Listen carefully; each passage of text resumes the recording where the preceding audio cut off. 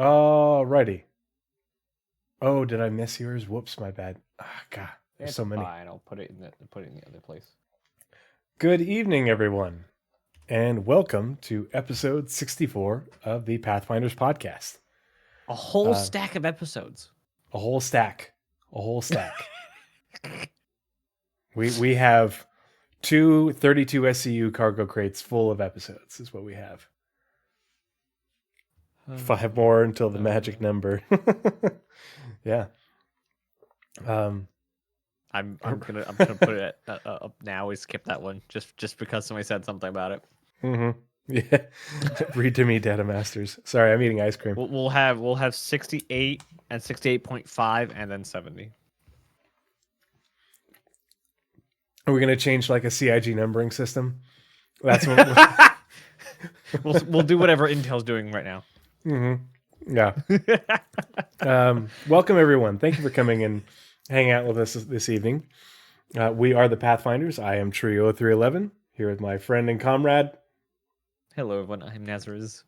And like I said, we're the Pathfinders, and we are charting the way through all the nebulous information surrounding Star Citizen Squadron 42 and their development. Which is getting harder as the days go on because they keep explaining stuff. It's getting kind of difficult to find nebulous in here. Mm-hmm. It's like, wait a minute, I need you to be less clear. What? Did we just become best friends? Yep. Hey, Aether Drift, thank you so much for the sub. Oh, wait, is it going to refresh? I thought we were at for 6 months. Thank you so much for that tier 1 sub. That's a great way to lead into this. Before we get started, and you probably just saw the Moobot, as always, all content on my channel. I take no monetization for myself. I donate all monetization that I receive with a top up from me to stackup.org along with your donations. So if you are interested in supporting stackup.org directly, you can type !charity in chat like so. And it will give you the link to the donor drive, and that is how you can donate to them directly. But just by being here and suffering through the ads, that ad revenue goes to stackup.org. If you hate those ads and you want to sub, that revenue goes to stackup.org. So really appreciate you being a part of the community, Aether Drift, and hanging out with us and giving us your feedback, but also really appreciate your support for the mission of stackup.org. That's fucking teamwork. It worked! I didn't even do anything and it worked! Did it work on... Please tell me it worked for you guys. Yes! I have no idea what happened. I didn't touch it, Blizzrad. I didn't touch it. I am so happy. That's the only reason why it is working. Yeah, I didn't mess with it. So I added a bunch more... I added that one to my sound alerts. I don't think I added the other ones yet. I don't remember. So say we all. Yeah, my sound alerts for playing the crayons weren't working the last 2 shows that I did. I swear by my pretty floor bonnet, I will end you. But now they're working. Okay, sweet. Glad they're working. I don't know what the deal was because they were working. I made it so that I could play things via my Stream Deck, and they'd play little videos along with the sounds through OBS. But my sound alerts from soundalert.com that's tied into Twitch, they weren't working for people in the chat and stuff. Okay. I love archaeology. I love the smell of archaeology in the evening. I'm gonna take away your fun. I don't know how, but I'll figure it out. Yeah. Oh god, Blizzard has 50k points. Oh geez. What do I have? But yeah, so I'm glad that that works. I have 36. But this evening is it's the first time in a long time that Nazeris and I have had the opportunity, and when I say a long time, it's been since like November, to do something besides covering the monthly reports and the roadmap. Just because bandwidth-wise, we've both been very busy. And we only get this one show because next week is the roadmap. Yeah. And so we're actually doing 2 Spectrum Pulses this evening. And if it's been a little while for you, just a reminder, when our Spectrum Pulses are the segments that we do when it's something that is, we see the community talking about it. And so we decide to cover it and find some more information, just to help put things into context, in order to set expectations appropriately and give accurate information. Because a lot of times things get misreported, bias gets introduced, things happen. And so we try to put things in, out to the community accurately. So yeah, we're doing 2 of those. The first one is, and we also do scanner anomalies, which is where Nazeris and I, if we find something, we're like, oh, you know what? I think this is interesting. I think the community would find this interesting as well. I'm going to do a spiel on it. And we haven't done one of those in a little bit, but those are always a lot of fun. Pardon me. Deep research for no good reason. Yes. Yeah. Going down the rabbit hole, doing the conspiracy theory stuff on our own. So this evening, first Spectrum Pulse is, oh God, what did I call it? I had a name for it. What did I say? Call it in Discord? Setting expectations. Yeah, setting expectations for 2024. And so if you remember the ISC, it was called Shipping Out, which was on December 14th, 2023, at the sort of back half of the ISC. Jared had what a lot of people, myself included, were initially calling a wish list. I was like, all right, bold move, Cotton. Let's see, or bold plan, Cotton. Let's see how that turns out. Of all the things that Jared said that they were targeting for the first 6 months of 2024. And then he also talked about 4.0 and Pyro a little bit at the end. And so, but then we just got SCL on Friday, where they did an exhaustive list of everything planned for 323. It was a long list, but said this is not an exhaustive list. Twice. Yeah, it's not everything, but I mean, it was a long list. A long list, yes. An extensive list. Yeah, they were very specific about a bunch of things, but they also said it isn't everything, that there are surprises and stuff like that. Yeah, surprises. So we wanted to do things that they didn't list because there's another time within the lead up to 323 that they want to talk about it. Mm-hmm. And I think, based off what Jared was saying, ISC for the 323 season, I guess we'll call it, is going to be good. I think we're going to have some bangers. I'm really looking forward to actually, because he specifically said whatever is this next ISC is not involved with 323. Oh man, I forgot about that part. Interesting. Yeah. This next one has nothing to do with what we're about to talk about. In fact, is not even going to be talking about stuff that's coming in 323. Oh, we'll find out what I'm that is finally tomorrow. Off of Star Citizen. Because he was vague. Yeah. Yeah. So yeah, what we're gonna do is we're going to rewatch that segment, the last, I think it's 5 minutes of ISC, and see exactly what Jared's talking about. And then we're going to go through everything on that list. And then we're going to go through the list from SCL. Big props to Othmion. He did a really good job of getting everything that's on the list. I added a few things, tweaked the verbiage just to make it easier for me to read. I made a few things a little bit more specific. And then what I did is I went through both lists and I found the things that didn't correlate exactly. Either they were on the ISC list and not on the SCL list, or there was differences between the way that they were mentioned. And we'll sort of explicitly say what those are, in order to sort of set expectations that, okay, here's what we can expect for, this is what their intent is for 323. Here are the things that didn't make it on that list, but were on this other list, and maybe those are 324, maybe those are 4.0. We don't know. Maybe they do end up making it into 323. And to sort of set expectations for at least this first half of 2024, but 2024 going into summer as well. Yeah, Blizzard, we were talking about that. Does that include the organ harvesting that is definitely not coming in 323? I literally put that on my list after you said that because I went back and saw that on the rewatched list. that I'm part. like, that's not even a confirmed feature. So like, They've talked about it enough times. It's coming. Okay.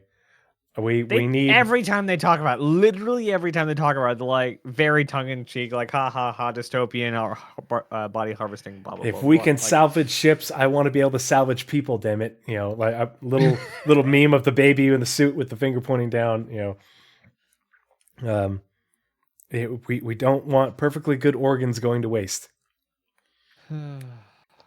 that's gonna change Seeds of Orison so much. If I can drain a ship of its fuel and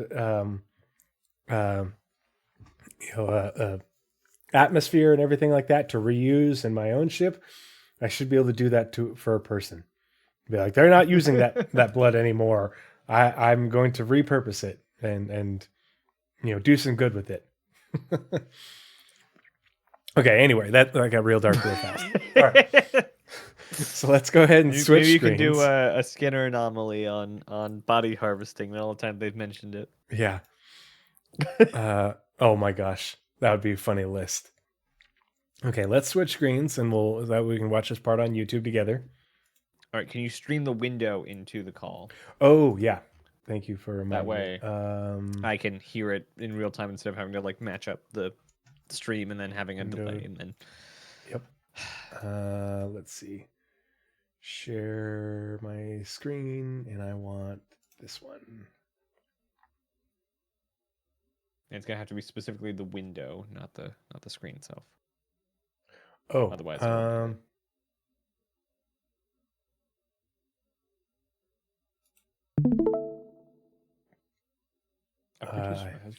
think that'll do that.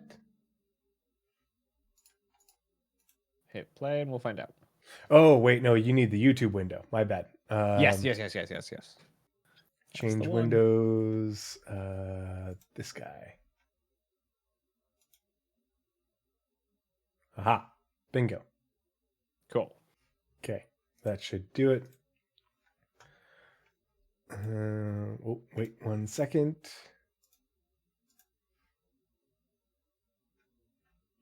Okay. Back to that and open that. You know what? I'm going to leave the closed captions on so that way you can see it as written as he's saying it in case there's any confusion. Now, of course, Alpha 322 comes with more than just vehicles. There's structural salvage, openable cargo containers, new derelict settlements, new hairs for players, new maps for Arena Commander, and more. But since this is our last episode of the year, we have a tradition here at ISC of looking back at everything that's happened the last 12 months and reliving some of our favorite moments. And, well, look, 2023 was good. Great even if you gloss over that little rough patch in the middle there. But heading into the new year, all that I can really think about is everything that's on the horizon that's about to make 2024 the biggest and baddest year of our project yet. So if it's all right with you, I'd like to indulge myself, maybe switch out my CIG cap and put my backer hat on and tell you what has me excited about this next year for the Persistent Universe in a segment that I'm calling Disco Lando's Star Citizen 2020 Forecast. Now, without talking specific dates, let's discuss what's being targeted and currently on track for release in just the first half of 2024, starting with Master. So, this got to be really explicit about this. He says, let's go back just a little. Let's see where.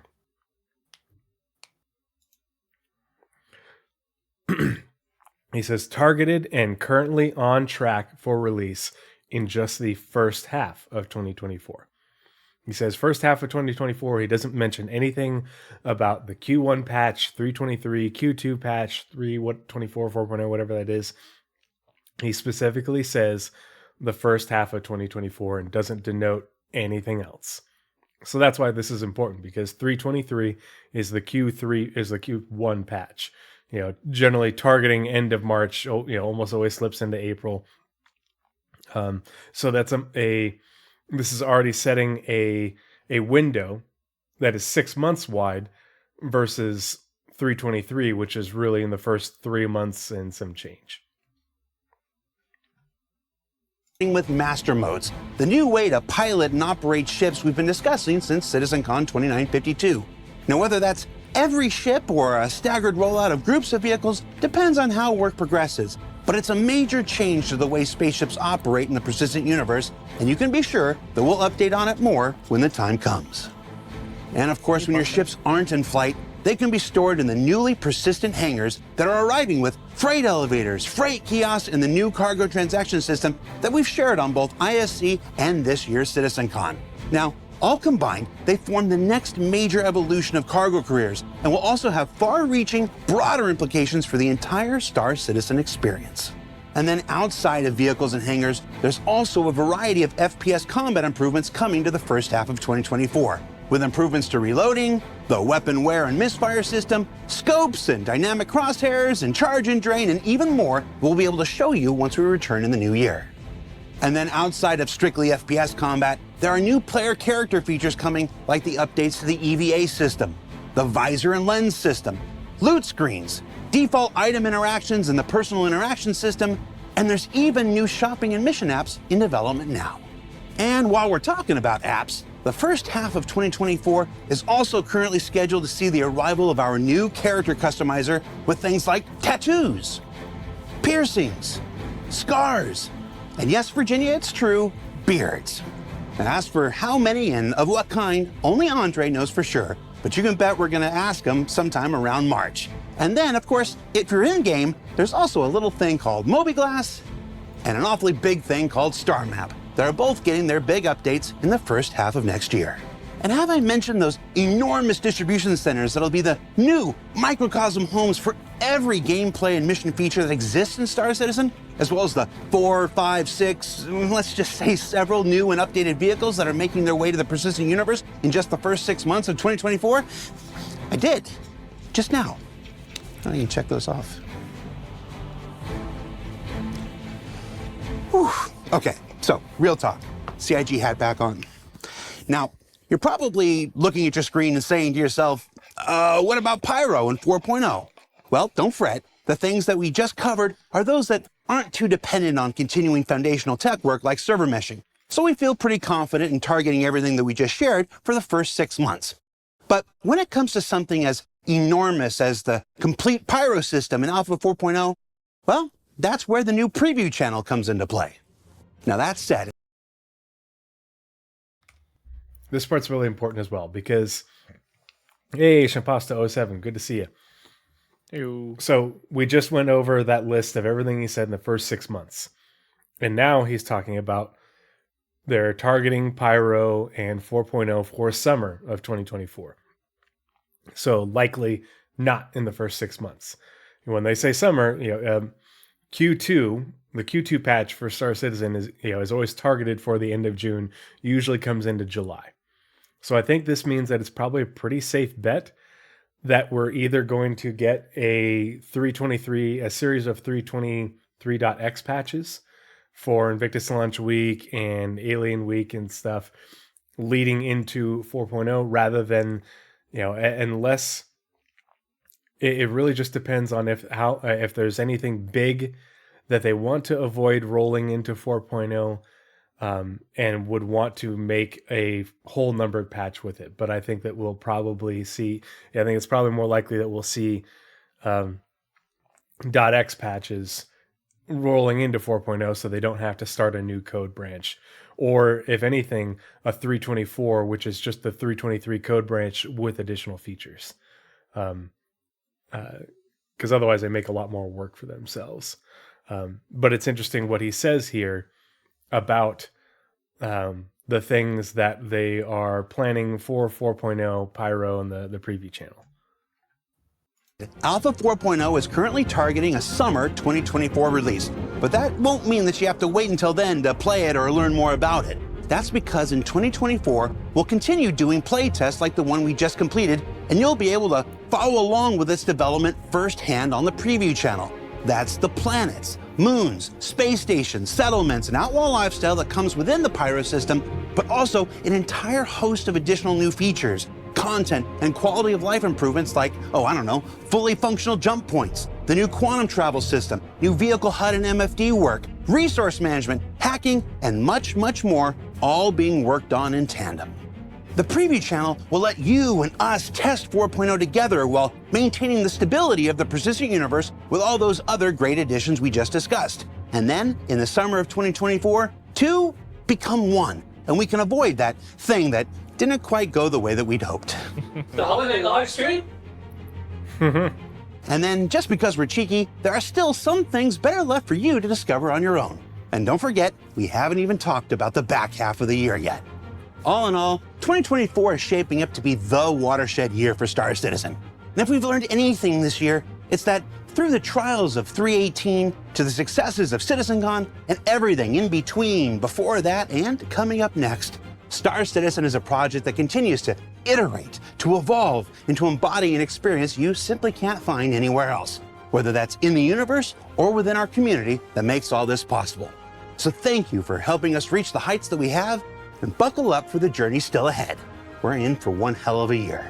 For Inside Star Citizen, I'm Jared Huckabee. Thanks for letting us share the process of game development with you, and we'll see you all here next year.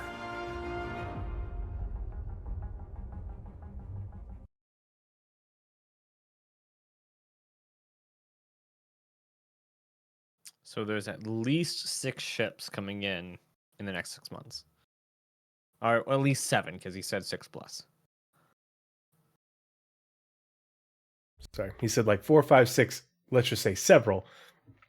So Right. yeah, at least 6. Somewhere, but he says somewhere more new like and 7. updated, and that's something that we're going to hit on here because the language is important. Accuracy is important. So let's get into the list. So we can scrub it at different times as well. No, you already sent it to me. Which link? The one we just watched. Oh, okay, it's in the OneNote at the top. And so, that's right. You already sent it to me. Yeah, there you go.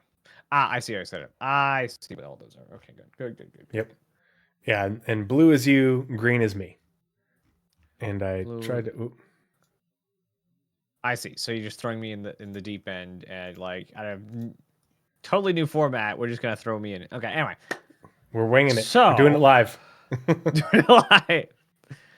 So we're gonna go over things that he talked about in this video, and then we're gonna compare with what we just saw in the SCL in a moment. So, starting off with master modes. There's a note that says unsure at the time if every ship or suggested stagger roll, like as he said. So I guess that's the So in the ISC, he said they weren't sure if all the ships were going to make it in. It just depended on, I forget what the verbiage was, but how well the staggered work or going something all at once or staggered release. Right. Yeah. Now, are we going to compare this as we go to what we're talking about, or because no? At the bottom you can see the difference. Yeah, at the bottom you can see the differences in the notes that I made. Got it. Okay, so we'll cover that later. So, yep. After master modes, we're also getting persistent hangars sometime in the next 6 months, along with freight elevators and kiosks, and then improvements to combat, including with loading animations, weapon wear and misfires, scopes, dynamic crosshair, drain and charge. And there's also stuff we don't know that may or may not make it in, stuff like sliding and the wall hacks and things. And that's what I was wondering, because they did show us a lot more FPS stuff at CitizenCon. And I think what I'd like, that's the only thing is I don't know. Personally, I think the wall hacks was what, like, they heard the community like, hey, this is just wall hacks. Let's not. And like, let's not talk about the next 6 months, and we'll see what we can come up with. Yeah, and what do they, when they say FPS, they say FPS isn't like first person shooter, but what other things from CitizenCon does that entail in terms of, like, are they talking about like the movement stuff, like your player parkour? Did they include that as part of FPS? Otherwise, yes. Would they have said that? It's either an FPS, ship, or mission. That's basically the only 3 things they talk about. So if it's not one of the other 2, if it's not mission category or ship category, it's an FPS category. And that's just because of terminology, and the game industry has no idea how to genreify anything because Minecraft and Portal are FPS games. So, Yeah, because I thought that was a good question because he says and even more, but then they get much more explicit in SCL. And so that's why I wanted to ask your thoughts on that because the SCL list of things for FPS was more specific, but it obviously is not exhaustive of all the things that we got shown for FPS from CitizenCon. I think personally on the SCL they ran out of time. Yeah. I think they just did not have enough time to talk about all the stuff that they're working on for 323. Because like they had to go through some of them really fast. Yeah. But yeah, I think there's because they didn't talk about sliding, they didn't talk about wall hacks, they didn't talk about I swear they talked about the ladder thing, but I'd have to go back and watch it. Because the looking around on a ladder is part of the new movement system. And then there's the whole hygiene. They didn't talk about hygiene. Hygiene's a thing. Yeah, I'm gonna switch our screens real quick. Back Dozens of more, a good like dozen of more FPS things they talked about in Star Citizen or CitizenCon that they haven't specifically or implicitly or explicitly said is coming in 323 or talked about in the two shows that they've had this year. Yeah, and Blizzard makes a good point in chat. He said, Jared did flat out say words to the effect of, I don't want to ruin future episodes by talking about everything now. And then he goes on to make this giant list. But it's like, he did talk about things that they are going to cover in ISC, like master modes. They're doing master modes in like 3 to 4 weeks, he said. But then I threw my list also to the right in the OneNote. And then distribution centers is an ISC in 2 weeks. Master modes is in 3 or 4 weeks. New shopping app is in 5 to 6 weeks. And that's all the ones that he mentioned. The what episodes they were going to be, and specifically that this next week is not 323. So we get this one that's not 323, and then 2 weeks we get the ISC and distribution centers. Then I believe after that, because of the wording, we get master modes, and then after that we should that or after that we get the new shopping episode. I'm excited. So I'm so glad they didn't make a roadmap, but we basically have a roadmap for ISCs. Yeah. It's great. It'll be interesting to see what gets dropped into the first roadmap update of the year for the release view for things for 323, and how that correlates with the list that we're looking at right now. What things are getting added on first, what things are farthest enough along, how much of this list gets added in that first drop. So continuing on for the list from ISC, he mentions the new EVA system, and we got more about that in SCL, what that includes. He says the visor and lens system, which to me means, is talking about the, player HUDs, your helmet HUDs. But I haven't really I haven't really heard him calling it the lens system as much. He mentions the loot screen, like we saw at CitizenCon. What it was specifically, they did mention, and they did split up in the CitizenCon presentation what the visor and what the lens is. I forget what the definitions are. I believe it's the base HUD is lens, and then visor is all the tactical kind of additions that you can have with like helmet and use for FPS and things. And the UI that you can jack into with the ship. Yeah. Well, and the lens, I think the lens is things that you can equip to, like for your dynamic crosshair type stuff, things that are AR, different AR type things. He mentions the loot screen, which we saw at CitizenCon. Very excited to see that. The personal interaction system / experience, which is what we had our ISC this week on, which is just really great to watch. The shopping and mission apps. The character customizer. So this part's interesting for me, and we'll look more at this when we get into the SCL portion and at the end. But he specifically says tattoos, piercings, scars, and beards. So, And we can add keep that hair in dye to mind. that. And makeup. But he didn't specifically say those things. But he did Yes, specifically say other things during SCL. So that's why I think it's interesting, because in one context he's saying things specifically in the first 6 months, but then in the next context he's saying things that are targeted for 323. So, but he did specifically say the character customizer. So the feature of the character customizer is in, but he laid out specific things within it that are going to be added as part of the character customizer in the first 6 months. But we'll talk more about that when we get to the SAL list. He says new Mobiglass. So this is another one where it's like, okay, for new Mobiglass in the first 6 months, first half of 2024. But then we'll get into the SAL list and see how that correlates. New star map, the distribution centers, and as Nazeris pointed out, the greater than 6. He says what 3, 4, 5, 6, several new and updated vehicles. And so the reason I copied the language verbatim, because he says new vehicles, so new ships, probably some things that we know about and things that we don't, like maybe one or two things from that presentation at CitizenCon where they're like had like the orange background. But he says updated vehicles, and he says updated vehicles.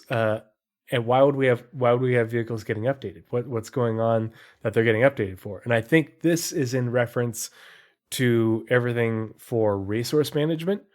And when I think of updated vehicles, I think specifically of the mention of the Freelancer and the work that they did on it in the monthly reports last year, talking about how they are reworking the interior for resource management and components and all that. So I think that Freelancer specifically, I've always had that question. Why the Freelancer?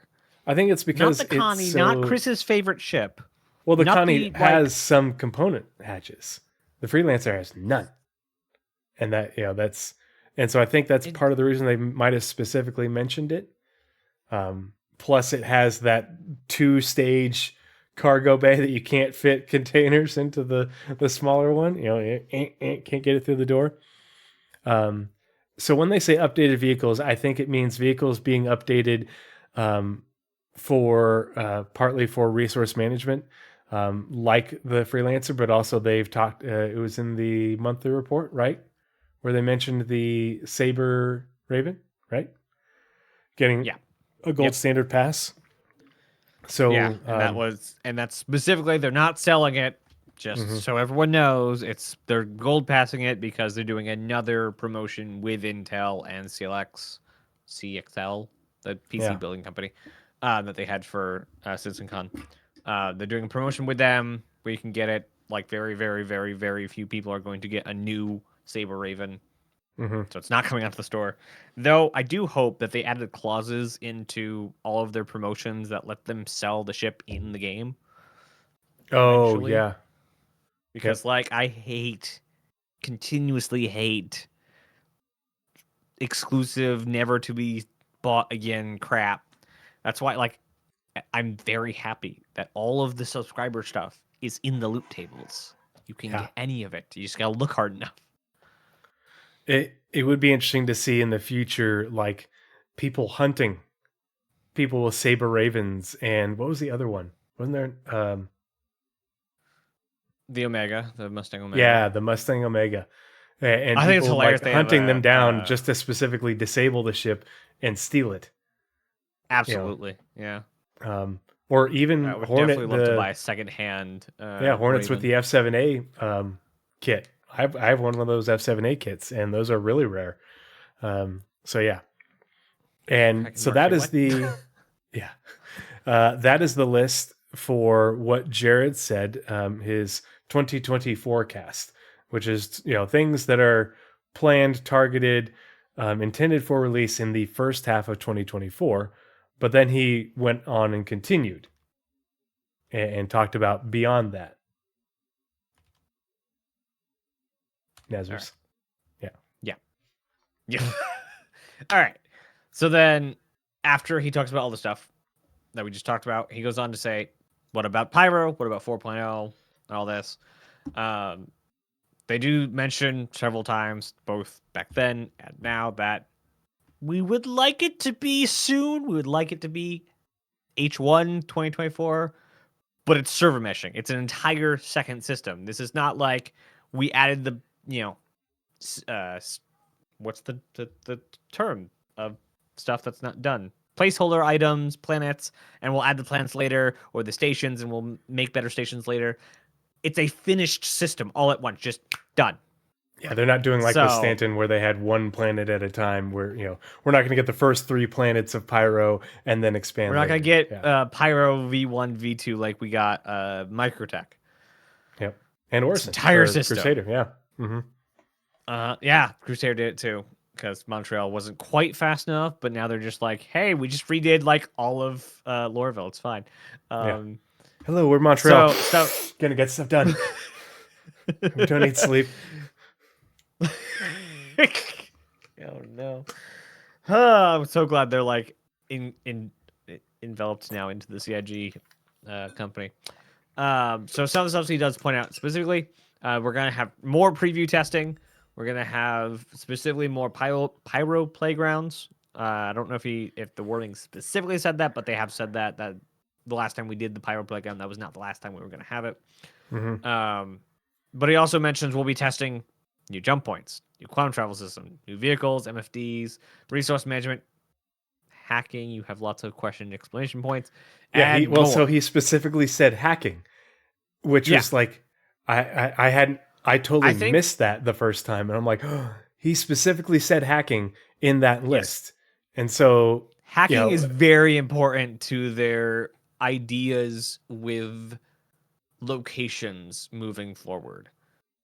Basically, they were not going to be able, that's not a sentence, they were not going to be able to deliver the building interiors idea that they had without hacking.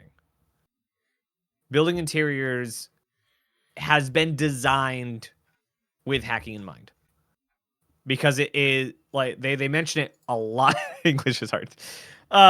They mention at least once, but several times probably, how you're supposed to be able to get to places you're not supposed to, and it's supposed to be more like a raid dungeon.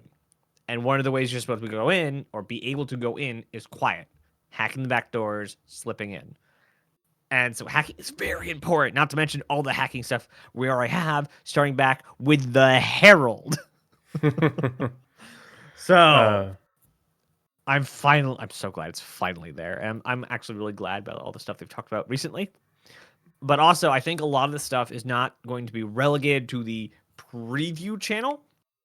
I think there's going to be the testing channel, the tech preview channel, the testing channel, and then also arena commander levels, because they have mentioned specifically a resource management arena commander level.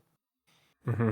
I don't remember where they mentioned that specifically, but I know they actually that'd be a really that. Fun scenario. Like, you have to, how long can you keep the Idris alive in Vandal Sword? I think it's literally the demo from CitizenCon. The was it A1? I think it was the A1 or the A2. No, it was A2 or M2, something like that. Yeah. But yeah, and the reason I thought that list is important is because we had the list of the first half of 2024. And then we have this list of Pyro 4.0 targeting summer, and the things that we're going to be testing as part in the preview channel as part of that initial part of that 4.0 release with Pyro. Like these said that these things were planned to come with 4.0 and Pyro. And so, obviously functioning jump points is kind of important because you have to transition the jump point, through the jump point to get to Pyro. I do find it kind of interesting that the quantum travel system is coming after master modes, with master modes being so ingrained with quantum travel. But I guess it's more just the quantum travel experience I hope it, but I hope with master modes and everything, the being released, it's still going to be, we're still going to be able to do the quantum boost and stuff like that, and so explain why I couldn't quantum boost in Arena Commander. yeah, and that's why I brought that up, because I was like, wait a minute, what is master modes coming in piecemeal? And so I'm hoping when he says new quantum travel system, he's talking about the experience and how it looks and everything versus what's tied into master modes and how master modes really functions. The vehicle head MFDs, we saw that. I thought it was interesting that he mentioned this because what we saw at CitizenCon was literally just the Gladius. And they literally said, we're already past this. It's already garbage. Yeah. And so we really... the reason they gave, which was very sane reason, was at CitizenCon, on top of the dash, they had all the little bits of information. They said that would be way too hard to maintain. We're actually condensing that back into the screens, or at least some widget that is not the Gladius geometry specific. Yeah. And so that one is nice kind of non-specific because he says new vehicle HUD MFDs, but we don't know how many of the ships are getting them. What brands. They talked about the Drake style guide for their MFDs HUDs. And we've obviously seen an example of Aegis with the Gladius, but we don't know where they stand with Anvil, with Origin. So we don't know to what extent those will be brought in online in 4.0. Hopefully it's everything, but we don't know. Resource management, huge. And they did say that when, what they say during CitizenCon or in one of the SCLs after, they did say when they bring resource management online, it will be all ships. It's not going to be a piecemeal thing.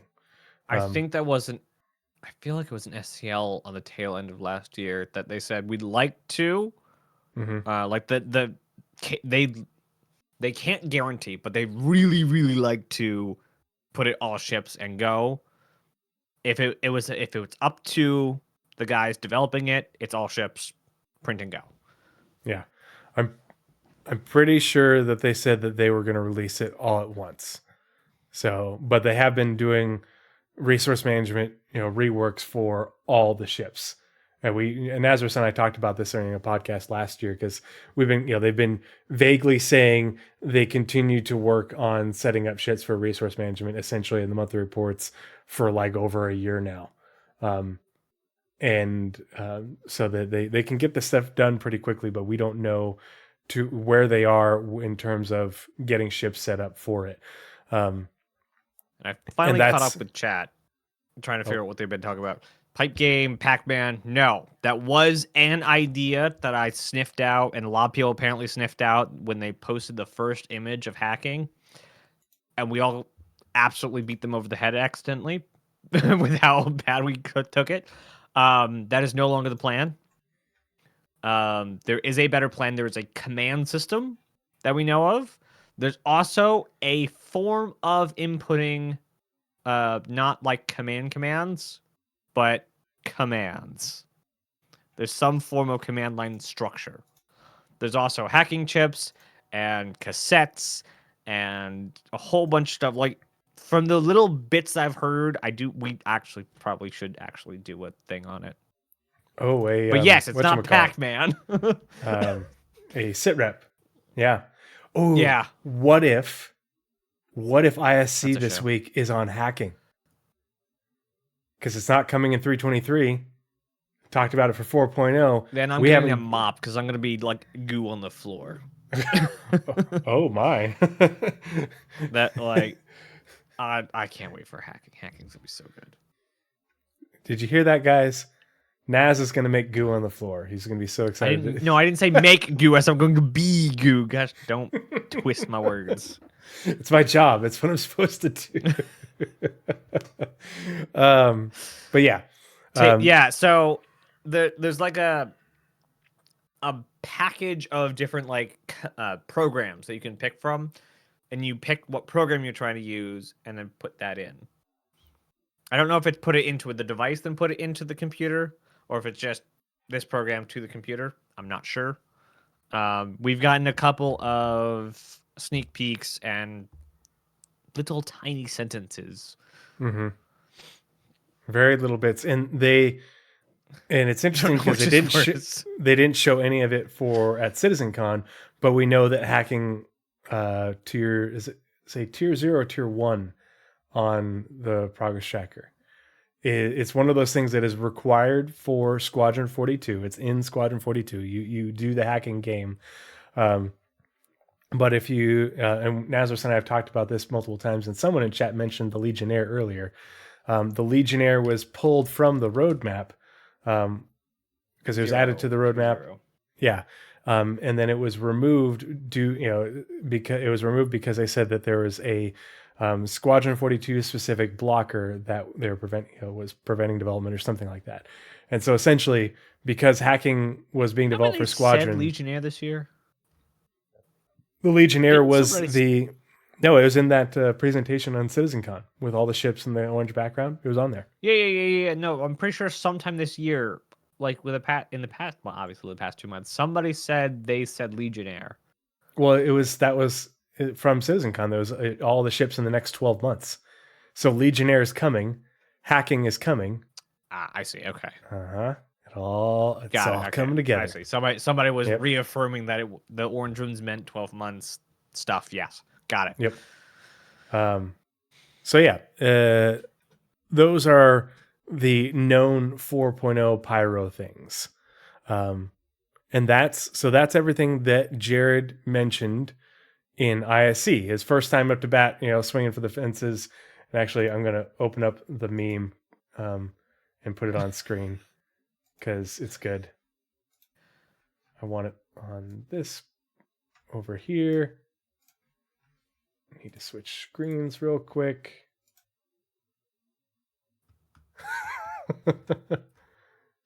It's bold strategy, Cotton. Let's see if it pays off for it. Good. Nice. I like it. That's great. Wondering if we get rework Sentinel. Don't assume anything's getting reworked. Yeah. It always ends badly. Assume it's going to be the bare bones and nothing's going to work. Assume they're only going to be able to put in exactly what they need to put it in the game. Yep. Especially because it's hacking tier 0. Yeah. Well, maybe tier 1 by the time we get to it. That apparently hasn't gotten God, I'd hope June. So. Yeah. Start hack.exe. Don't put that in my chat. We're gonna get viruses and stuff. But I would assume that they're not gonna go back and rework all the landing zones. So we're not gonna get any backdoors in the landing zones. So we're not gonna get backdoors in the stations, and we're only gonna have very few things that we can affect another ship with. Because if the Legionnaire is coming in, we can affect ships with it. The distribution centers are being made with hacking in mind. So I would imagine that when hacking comes in, we'd have some stuff to do with it in the distribution centers.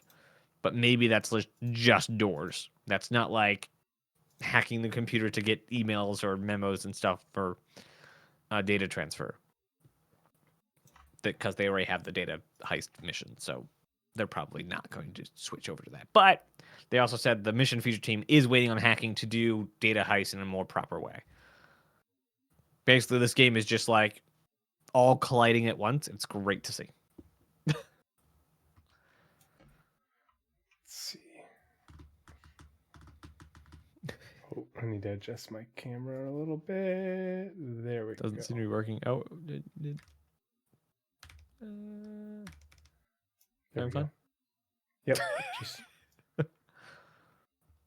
I hate it when things overlap like that. Got it. And now we move on to what they actually have said in SCL. Yeah, so we had that Friday SCL, and Jared again coming out swinging for the fences, shooting his shot with 323. I thought it was a great SCL. I really, I liked his energy. The only critique that I have for SCL is there wasn't enough guests. Yep. Yeah. Like they show like revolving door guests, like 6 to 7 guests talking about like their sections of it. Mhm. But that's like, I understand that wasn't possible. There's probably just a lot of just moving parts. I totally get it. They're probably doing lots of work. But that's the only possible critique I could have. We'll get to the Tony Z thing later. So the list starts out specifically saying that there are going to be some surprises. This isn't an exhaustive list. You know, it is a extensive list, but not exhaustive. There are things that we're just going to find and that aren't going to be specifically talked about in this list. But the first thing was EVA Tier 2. But they specifically said that this does not include the 0G push-pull, which is the part that includes the like crawling on your hands across the surface. That's not coming 323. That is a slightly different feature. Yeah. The locking surfaces and push-pull are slightly different. They're being developed at the same time, but they're technically different projects, not projects. Not deliverables. I don't know what the term they use. But there is a specific in-house term for the locking to a surface and crawling. And it's not push-pull because they showed push-pull, or they showed the locking to surface, and there's that, and the push-pull is like when you grab onto something, you can pull yourself or push back or kick off of things. They did show it. I would assume, for me, I'm assuming that's coming soon because they keep on showing it. And it's in Squadron, but it's just not ready yet. And then EVA fuel, like limiting the amount of fuel that you have in your EVA, is not coming in 323. So really what we're getting is the new pose, I guess, for EVA, in terms of doing the Iron Man pose and the physics, that go with it, like being, the better transitions to gravity. And also, that pose comes with you being able to like flip around and rotate on the right axis, do all that sort of thing. So it is going to be a whole lot better for things like wreck diving, which is, whoops. Kraken or Privateer? Do Kraken every time. Privateer is 1, a waste of space, and 2, you can just get refitted at Cousin Crow's after the fact. You buy the Privateer, I don't know if they'll be able to remove it. Probably be able to remove it, but then like just get the base one and do the modification in game. So yeah, that's what's planned for EVA Tier 2 in 323. The player interaction system, personal interaction experience, what we saw at ISC. It's PIEPIS. Sure. Listen here, Goo Boy. But what we saw at ISC is what we're getting in 323. So that's going to be great. I'm excited for that. Distribution centers, like Nazeris said, they're doing the ISC on this is in 2 weeks. So not this upcoming week, but the following is what I assumed from that. They said it should be coming with missions. They have missions and stuff coming with distribution centers. The distribution centers are going to have different factions. And they specifically said they have exciting plans for distribution centers post 323. That's not just, it isn't just we're getting them and that they're done, but they're not going to talk about those just yet. So what is going on in chat? There is no Liberator surprise. It's not being worked on, not even planned right now. I wouldn't expect the Liberator for a while. Maybe we'll see it end up on the progress tracker at some point this year, but I doubt it. They've got their hands full with RSI and reworks and everything else. So let's see. Grabbing hands is technically in game already. That's the whole interaction, inner thought, being able to pick up items. Like being able to pick up items is the functional version of grabbing hands. Mm-hmm. Danger Hobo, you said, as a helicopter dude, how accurate is the new pose? EVA. I don't know how they relate, but okay. I have no idea, but that's when he said it. Let's see. I need to adjust that a little bit. Is that better? Yeah. Okay. Yeah, and that was it for the distribution centers. Nazeris. Next. All right. Then also they mentioned master modes, all ships, So they did confirm that once we turn on master modes to live, so 323, all ships will have master modes. However, it will not be every ship has its tuned master mode. There's going to be archetypes, and they're just going to copy paste those archetypes onto all of the ships. So light fighters, all light fighters are a Gladius. There's probably going to be all starter ships are a probably 100i. I don't know. Or all X cargo ships are this, all large ships are this, all mega ships are this. Oh, this is my bad. I forgot to change that. He didn't say all ships. And I'm just going to read the quote right now down the bottom. My bad. What he said is the vehicle experience team, Rich Schuller's team, April, and all of them, they're fast working on converting all of Star Citizen's existing ships to the master modes, defining the different archetypes, etc. And so they're trying for all ships. They don't know if they're going to make it, but I think it's going to be close. I think it'll be archetypical, not final tuning. Think about what they did for shields. They broke up the shields. When they rebalanced shields, they broke them up into archetypes. Everything's getting broken up into archetypes, and then they'll do more differentiation later on down the line once everything's in. Yeah, once we get master modes, once we get resource management, then we can start adding and tuning things again. And I cannot wait till we actually start breaking up the samey same everything. And as I made your bit short on this one, so that way you could have all the cargo stuff. I see. Okay, thank you. Yep. And then so the next one was precision targeting. I see coming soon on this. I believe. Did I? No. Okay, I didn't have anything on when that was supposed to be in, or when the ISC is. So that's with the gimbal changes, all ships and weapon slots are now going to be essentially gimbaled. The N1 system, I don't know what that means. With the exception of course, Idris, Vanguard knows. Was it Niku? Who's been on?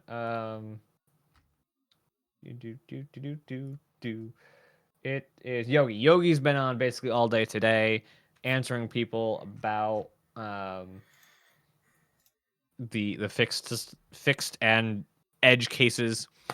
So any ship that has embedded weapons, Ares, Vanguard, Idris, trying to think of what else, will not have auto gimbaled, or not auto gimbaled, but have stock gimbaled weapons. With edge cases like the nose turret or the chin turret on the Hornet, or the rotating guns on the Freelancer, those are specific cases, and they'll approach those as specific cases. So what those come up with is anyone's guess. They'll work out whatever they want to do. But for the vast majority of weapons, if they go onto a weapon slot, they will be able to be gimbaled and keep their size. So no longer is it going to be a size 3 mount and then a size 3 gimbal to a size 2 mount. It will be a size 3 gimbal and a size 3 gun on that gimbal. And so that leads into FPS stuff. Oh, yeah. So I just said stuff because it's a long list. So in ISC, he said... I did too. Yeah, he said reloading improvements. And when he said reloading improvements, he's talking about the repooling of ammo, which they showed us at CitizenCon, being able to... reload from your backpack, but also to be able to press a button and it would consolidate your ammo into magazines. So that way you could, more easily get rid of the empties and fill them up and have it be a thing. You just click the button, press the button. It has a little thing spins and then it's done. Which I think is great. They talked about the dynamic crosshair. A lot of people have been going nuts about the dynamic crosshair.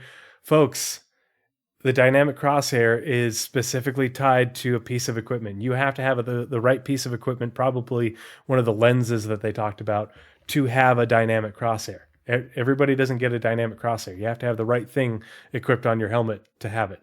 And if you equip that thing, okay, well, it's a slot on your helmet. If you're using that, then it means you don't have that slot for something else. This is the cost benefit pro con thing. Yeah. When did they say it's a helmet attachment or not attachment, but slot? Well, I'm just using it as an example. It's the dynamic crosshair is something that you will have to have, the right equipment for. And we don't know if it's the lens system or if it's tied to specific helmets. I think it's going to be a piece of equipment, like a subcomponent that you attach to your helmet, just like we'll have subcomponents for armor. They've talked about that in the past. And I think basically it's just going to be if you have this type of helmet, you'll have 3 subcomponent slots, and this one you'll have 2, and there's going to be cost benefits for that. The one with more slots has less protection. Who knows? But yeah, specific to combat you'll have helmets. you'll be able to have a heavy armor and then a heavy cargo armor, and so you'll have room in the armor, but you won't have armor in the armor. So it'll have the amount of slots that a heavy can use, but you'll be wasting the armor space that it actually takes up in pockets instead of armoring. Yeah, and Zerk Masters, I wouldn't be surprised if it was something like that required an underbarrel attachment too. They could do it that way. They just said at CitizenCon that you will have to be, I think the verbiage was something about you'll have to have the right equipment or the right helmet for it. I don't remember what they said exactly, but it wasn't this is everybody's HUD in game. No, you have to have the right equipment to have this. And so if you want that, great. But if you don't want it, and you want something else, that's your choice. Player agency, that's a good thing. Scopes, so the new scopes that we saw at CitizenCon, both new scopes, but also the new scope glass that they showed us essentially. The player HUD update with all the new updated AR markers like we saw at CitizenCon. The visor and HUD visual restyle, like we saw at CitizenCon. And of course the compass. So we're gonna have the compass in 323.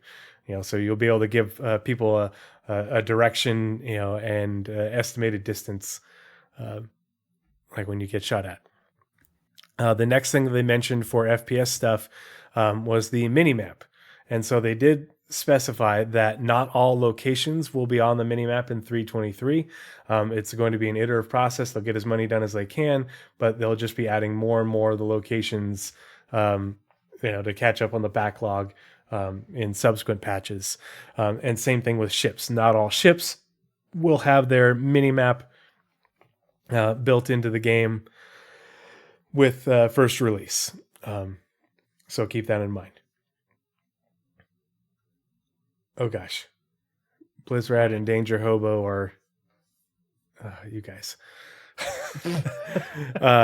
They did say specifically new star map, which is great. Thank God, new star map coming in 323. But in the SCL, they didn't mention Moby-Glass, which was mentioned in IC. So, and then what they specifically said in SCL was new character customizer, which included, they said new hair, facial hair, and makeup. And so we'll correlate that against what they said during ISC later. And Nazeris, back to you. All right. Finally. So freight and cargo elevators. We also got 2 sneak peeks involving cargo, which is the hover trolley and outpost freight elevators. So freight elevators and instance hangars are in 323. We're getting them right up the gate in this year. I was not prepared for that. I was expecting it to be one more patch down the road. But yeah, just like cargo is changing now, the future tomorrow, today. No change to the Hull C. The Hull C still be as jank as it is now, only because we're not to the point where we need it to be to get the Hull C into it. So we're kind of like the Hull C had to come up, and so we're kind of taking a route around it to get the Hull C back into it. Because like they had the Hull C done, and they like kept maintaining it because it was in Squadron, and then they just like, okay, we had this. We just need to put it in the game now. So they came up with the Hull C system we have now. And now they're working on cargo, and they're going to eventually get cargo up to a point where they need it to be to actually be able to utilize the Hull C. And then it'll make the Hull C use the system everyone else does. Stuff we need for that is being able to, like, have the game manually load stuff, not just you. Yep. And not just popping in, and a whole bunch of other, like, little tiny things that the game needs to be able to do, like, run AI, or call ATC consistently. Yeah, and that was the part of the issue too, is because like when I talked to Chad McKinney at CitizenCon, he talked about what they're planning to do for the Hull C, and there are essentially going to be external freight elevators for the Hull C, a Hull C and etc. to dock next to for loading and unloading, but they haven't gotten everything done in order for that to happen. So it's still going to be the same process we have now. I imagine it will look a lot closer to the cargo platforms at Orison when they actually put in the cargo, because like one of those places are amazing. You should go check them out. Because there's all sorts of greebling in the middle, and then there's bays on each side of cargo. So I imagine it'll be just doors. You either pull alongside it or pull in between it. Some stations have you pull in between the cargo. And there have been docks on some of the stations, like docking ports, in between lots of the cargo bays. So the geometry for docking, not docking, cargo decks are going to change a lot, interior and exterior. And as a reminder, access, the show notes that Nazeris and I are reading from, which will include the links, are going to be posted with the YouTube video. They're always in the YouTube video description, but I just dropped the link for Chad McKinney's Spectrum post for what Naz was just talking about. That's in chat. And I'm dropping the ones that Nazeris is about to talk about in chat as well. And then backing up slightly, something I had on my list that I talked about that didn't get into the show notes. The combat stack is also coming in 320. That is the not modular, but dynamic stack of combat stuff. So your ammo and a whole bunch of other things that shows up only when you're in combat. Oh, that is also yeah. coming in 320. Yeah, I like that name and too. It's called the Combat Stack by I forget. I think it was the developer working on it wanted to call it the Combat Stack, so we're calling it the Combat Stack. Yeah, Johnny Gisevius, who we haven't seen in a long time. So yeah, it's the Combat Stack. That's what we're calling it. And I think that's I imagine it's like based on like pulling out your gun, the Combat Stack will show up, which I love. That's amazing. I don't have to be like walking around like in Explorer armor, like you have this many bullets. Like I'm trying to figure out what flower this is. I don't need to know how much ammo I have. Which I just love it. So the Carrack cargo access unchanged. The Carrack is not getting any updates as far as we know at all currently. Obviously, it will need something for resource management, but we don't know to what extent, and we don't know when. Reclaimer cargo access, also unchanged. However, CIG, if you ever hear this, please, please, please make the back of the Reclaimer open. Please. I'm trying to do Hull C, fly a Hull C with the salvage crew in my org, and we're trying, like, putting stuff down the elevator and then over to the Hull C is tedious. We just need the back to open or something, and we just throw the cargo out the back and hook it to these Hull C with the stupid tractor beams on the Hull C. Something. Give me something. You want the Reclaimer, which looks like a giant bug with its legs extended, to poop cargo. Yes. Somebody's gonna make a meme or a GIF out of that or something. It'll be hysterical. I don't care. It makes the most sense. Like, you're right there. It makes too much sense. Like, just have, like, you can even do stupid, like, Cutlass Black or MPUV, and, well, one, you could store the MPUV inside the Reclaimer, the whole back opened up, and then you could use that on like 5 different Reclaimers and have the MPUV go get the stupid cargo poops and put them on the Hull C.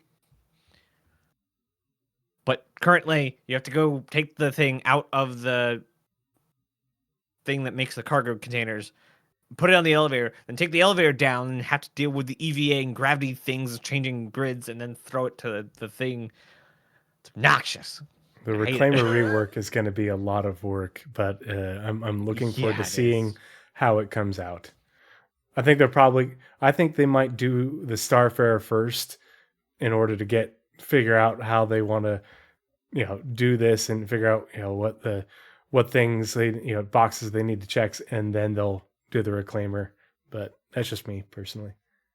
I mean, they've already said like that they planned on and that they were looking at the Starfarer. They haven't said anything about actually tackling the Reclaimer. Yeah. They've said, yes, that's going to need to happen. We're not thinking about that now. Yeah. So yes, instance hangers and hover trolleys. The hover trolleys are things we saw in the distribution center demo. The guy walking with the big yellow flatbed. Then instance hangers. I can always forget which version is instance and what is one's personal. Instance is just where you fly in and it just disappears from the server, I think. Yeah. Well, And it's still on the server, but it's not physically where it is in the game. So the hangar door closes and it moves it. The server is still here, the universe is still here, but it's over here in deep space now. It's immaterial. Yeah. But personal and persistent hangars are where if you leave something there, it will be there the next time you come to it, and it's the same hangar. So instants are rented. Yeah. And personal hangars are also your address hangars. Yeah, you can't leave stuff, staged and out in a rented instance hangar. It won't be there when you come back. It's not persistent. Got it, okay. Yeah. But you can stay there because it's instance. You can stay there as long as you need to load and unload cargo, vehicles, what have you.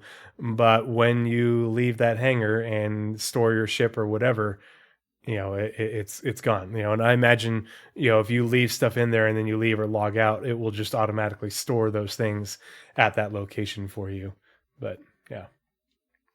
They still need to make trash cans work. Sorry. So re-emphasized, there are still some secrets coming. I think they mentioned that at least one more time in the show. Mm-hmm. So that's at least 3 times, beginning, middle, and end. They made sure to say, hey, this is not an exhaustive list. They also mentioned during the show at least twice, don't read into things. People ask like, what are you doing? Where's all this? And then we get an extensive list of what they are working on. Don't go reading into it and read into like little tiny things. They're just trying to tell us what they're working on. They're not trying to prophesy anything. They're not trying to like forebode or whatever Foreshadow. What's the word there? Foreshadow anything. They're just telling you what is going on. Let's see. Also, Blockade Runner. Blockade Runner is, I believe, they said they're working on it, but it does sound like it is coming back this year. Formerly known as the Ninetales Lockdown, right? Ninetales Lockdown.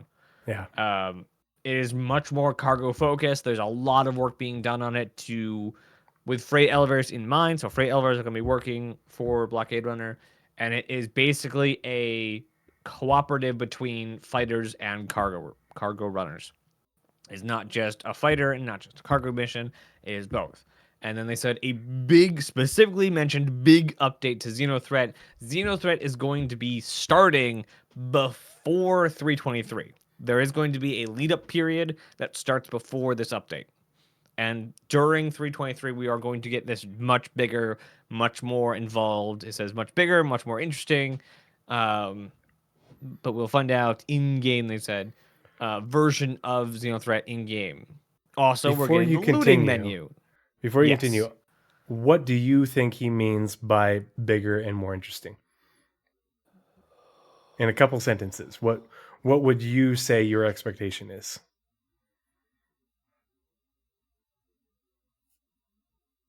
The first thing my brain jumped to is getting on a Javelin or an Idris. Because, like, how do you make it more interesting other than, well, obviously we have bigger, better cargo types. Now that we have plenty of cargo things, you put in not the tiny cargo, but the actual cargo. We have big tractor beams. We have big ships with big tractor beams.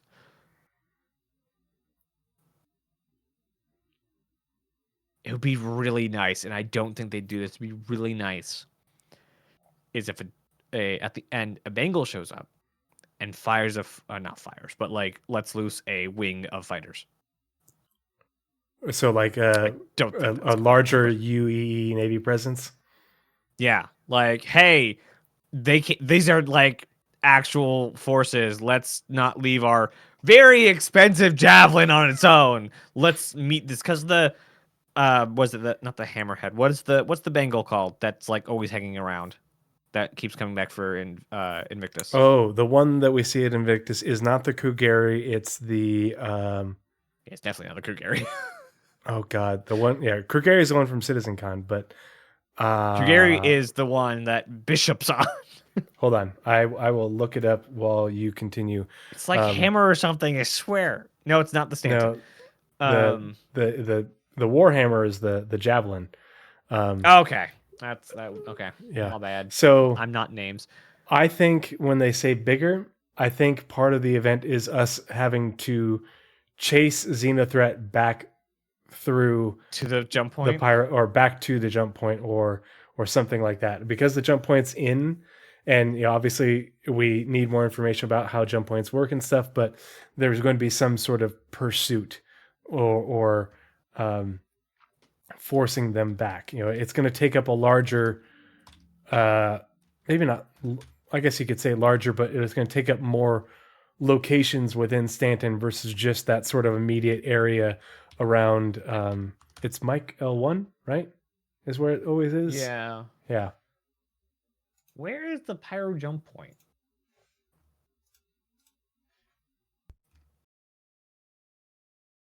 Where is it? Tools.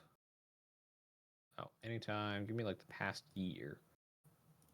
I want to see where that jump point is. There it is. No, don't tell me which one it is. That's pyro. It's nowhere near Microtech. I'm confused. The Terra jump point's over near Microtech. The stupid pyro one's in between Hurston and ArtCorp. The Barbary. The UES Barbary. Barbary. Maybe that comes in because it's always hanging around Stanton. Hold on, I gotta turn off my headphones, turn them back on. It's getting a weird connection. I would not be shocked if they actually switched up where it is this time. Maybe even the Jericho either moving or we get a new station. Like the Jericho can the Jericho can stay because that's probably there for the Terra jump point. But if we're trying to protect the Pyro jump point, we probably want somewhere closer to the actual jump point, maybe like an ArtCorp. What is it? ArtCorp Arc 1B. Because that would be the mirror image of what it is. That would make sense. That would make better geographic sense. I don't know what is geography in space? Stellar cartography? Stellar Well, that's it makes stellar that's charting. cartography sense. I don't know. Stellar cartography. No, that's mapping. That's not landscape. I don't know. I'm sure there's a word there. I don't know. Anyway, the last two things on the list are the looting screens, space geologist, ungeography. So the looting screen that we saw at CitizenCon, which again I think is a bit small, so hopefully they update some of the UI and it's not weirdly like floating in the middle of the screen empty list. So we'll be able to loot a lot easier. Again, this is going to help us with like all the combat stuff, especially like I don't know, Xenothreat. I'm hoping there is bigger ships that they use during Xenothreat, so we have more FPS play during Xenothreat. Because it's like the only event. Oh, what if I know Xenothreat? Uh-huh. What if the Jericho gets an interior and they try to board? There's they board the FPS on Jericho? Jericho. There's What if that. There's also what if instead of trying to take an Idris from the inside? Well, I was thinking with the Warhammer, They the throw javelin Idris is at parked at Jericho. What if they try to board Jericho in order to capture the javelin? Because they have Idrises and they're like, well, why don't we try and trade up? Oh, I mean, that's that very would Xeno be- threat, so Ooh, that'd be cool. there are so many ways that we're probably shooting for the stars, but Yeah. they said I just big wanted to hear what you in a very specific much way. Yeah, they said much bigger and more interesting. It's like, all right, well, what do you mean by bigger? Yeah, and we're probably way off base, so take all of our speculation as that is speculation. We just know it's going to be bigger, it's going to be more interesting, and it's going to be updated. Hopefully, not bring the servers to their knees the second it starts, and hopefully not have a whole bunch of missing AI Idrises floating around, and then the Javelin comes in and then sits there and then doesn't fight anything. Hopefully it doesn't stall. That's all I'm hoping, is it's whatever they're planning and it doesn't stall. That's all I hope for. And then Replication layer finally, separation. Come on. the final thing here that I have to talk about is the shopping app. If it's Which not we know Space nothing Amazon, about. if it's not Space Amazon, I'm gonna be upset. But I'm Voyager super Direct. psyched for this either way. Voyager Direct making its return. Oh, that'd be so good. That would be amazing. Pepperidge Just- Farm ah. remembers. That would be so good. Like, and I don't know how they would sparse the Urkel in game. Yeah. I don't know how they would sparse the design problem they have, because they have been building the game specifically to make you go to locations. They specifically took guns out of some locations to make you go to other locations. So it's contrary to what they've said their goals are, to have a one-stop shop for all the items in the game that are buyable. So I'm very interested to see what this shopping app, and hopefully it's not as bad as the stupid item finder thing in the game. What's it called? Knickknacks. I'm hoping it's not as bad as Knickknacks. But it's the whole, this app is specifically designed for the new mobiGlas. This is not something that we can have for the current mobiGlas. It has to be the new one. Something that's not on this list, they did mention up, which I don't know if it's in there. I don't think so. Okay.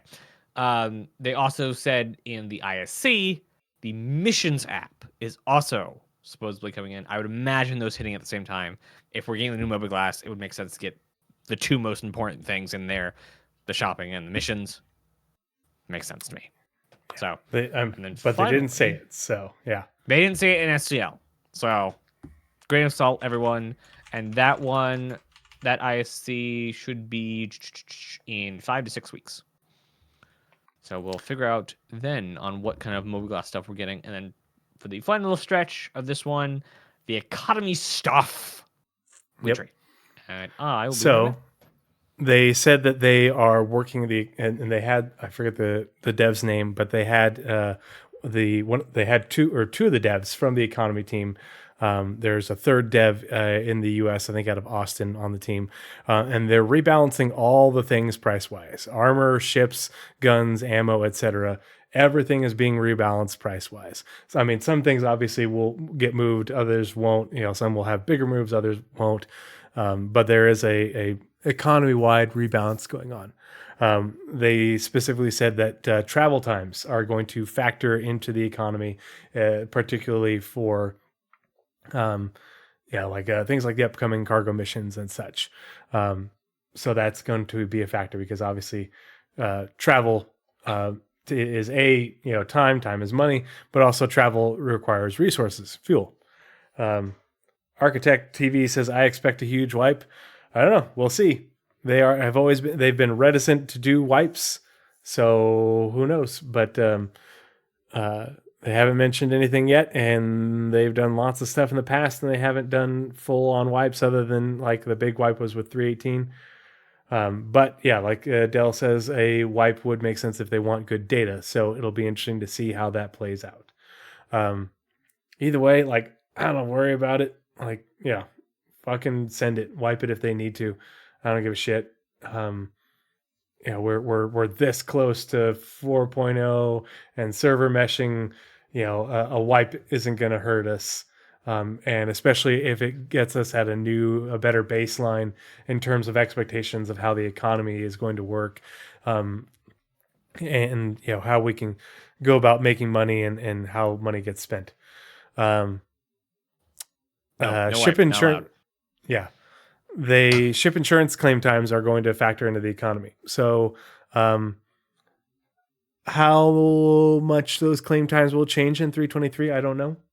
They weren't very explicit about it. I don't recall. I like that they're foreshadowing they say it it's gonna- now, saying, Yeah. hey, this is because the economy. They're not just like arbitrarily upping it. They're saying, hey, this is to balance stuff and to get rid of exploits and things. Mhm. So that everyone knows, hey, this is going to be ridiculous because you all are just respawning everything. Yep. And I mean, they might do a partial wipe. They might just wipe UEC. But I mean, people have pages of inventory too, so who knows? I do have pages of inventory. I want you to leave it alone. Yeah. They did say that they're. Was that you? Wrong lever. Wrong lever. They talked about why things are going to be priced the way they are, in terms of like, for an example, ships and vehicles, the materials that they're made out of, an origin shipper is going to be priced more because it's the materials used to make it, and the how it's manufactured is going to cost more. Things are going to be priced around what their role, as well as including their role, their size. They gave some examples for prices for ships. So like a Pisces C8R is going to be about $500,000 UEC. An Arrow, 2 million, a Connie, 10 million, the Hammerhead, 45 to 50 million, 890, 70 million. And they said they're just sort of ballparking what they're expecting. And this is taking into account those whys that they talked about. The fact that Star Citizen even wants to do a reason for prices should be recognized. Every game you've ever played has arbitrary prices. So that should not be a strike against the game. All games do it. Mm-hmm. Even Minecraft does it. Everything from Minecraft to 4X games, they're all arbitrary. I also noted... I also have the prices currently for those ships. So currently the Pisces is 400,000. So it's going up by 100,000.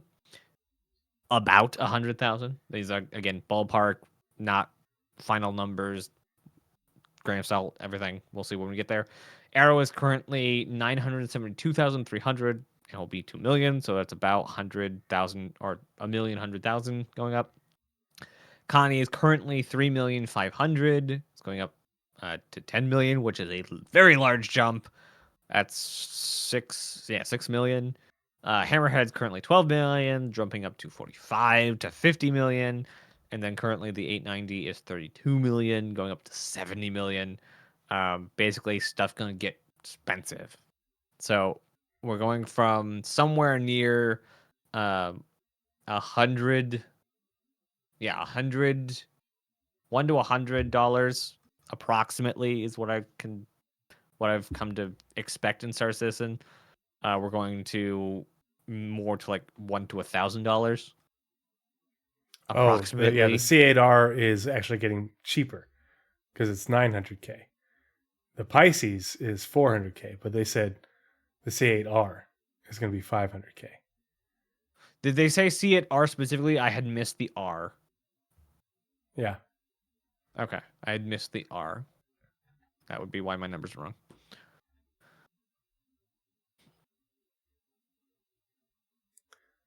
Yeah. Was strong. They did specifically say that human organ salvage and sale is not planned for 323. So hopefully for 4.0... Or at all. It is not planned. Shh. Shh. This is my parade. Don't rain on it. You just add 5 years development. Yeah. So Salty Dog says, speaking of wipes, imagine grinding for 5 weeks to make 10 million and losing the ship in a patch a few days or hours later because LTP is still bugged. So here's the thing. And then imagine that ship costing twice as much.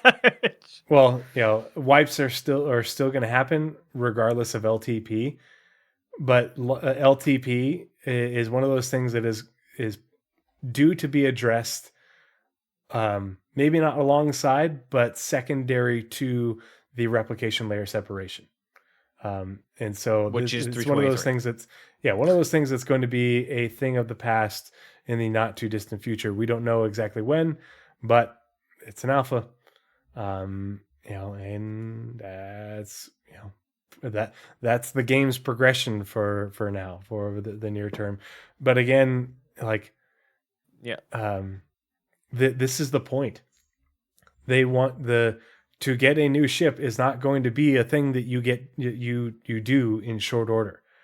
You are buying a fucking spaceship, and the way the game has been for the longest time has given us this false sense of how inexpensive ships are and how easily attainable they are. And that is not how it really is in the Star Citizen universe.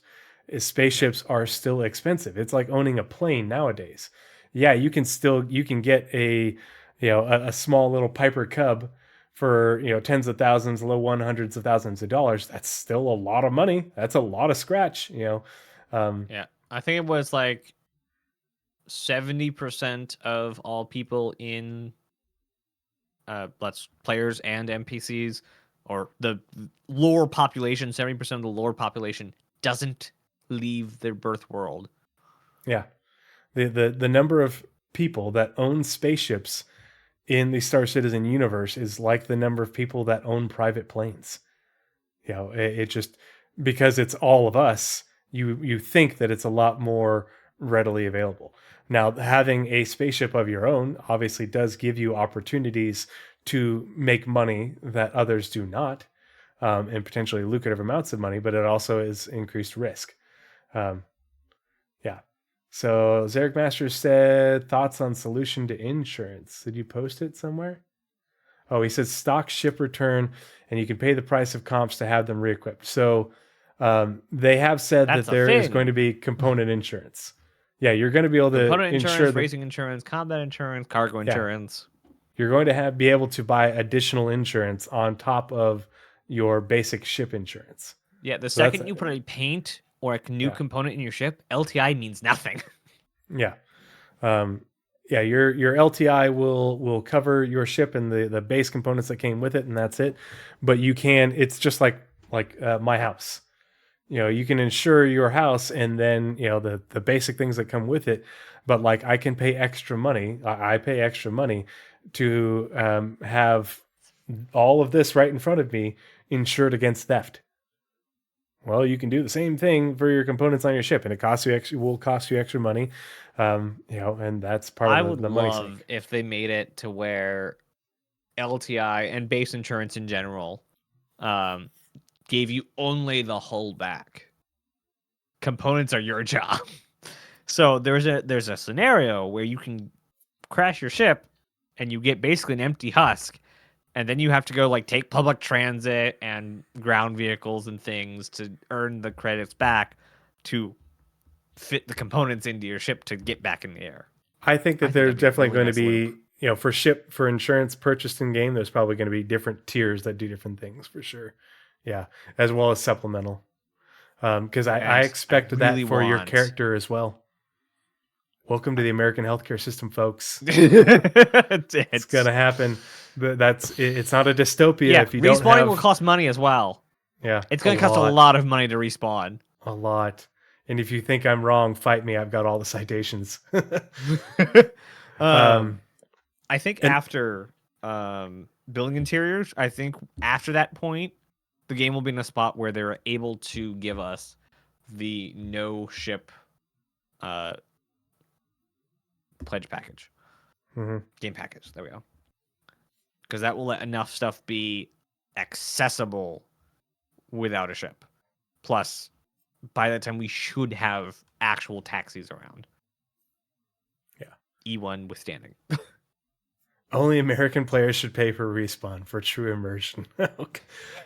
Okay. Yeah. American players have to pay for it, and everyone else has to wait a lot longer. Oof. Yeah. But go back and learn about the unification wars. Everyone's American here. Yeah. Sorry, folks. And then again, they reemphasized there are still some secrets and things still more to come.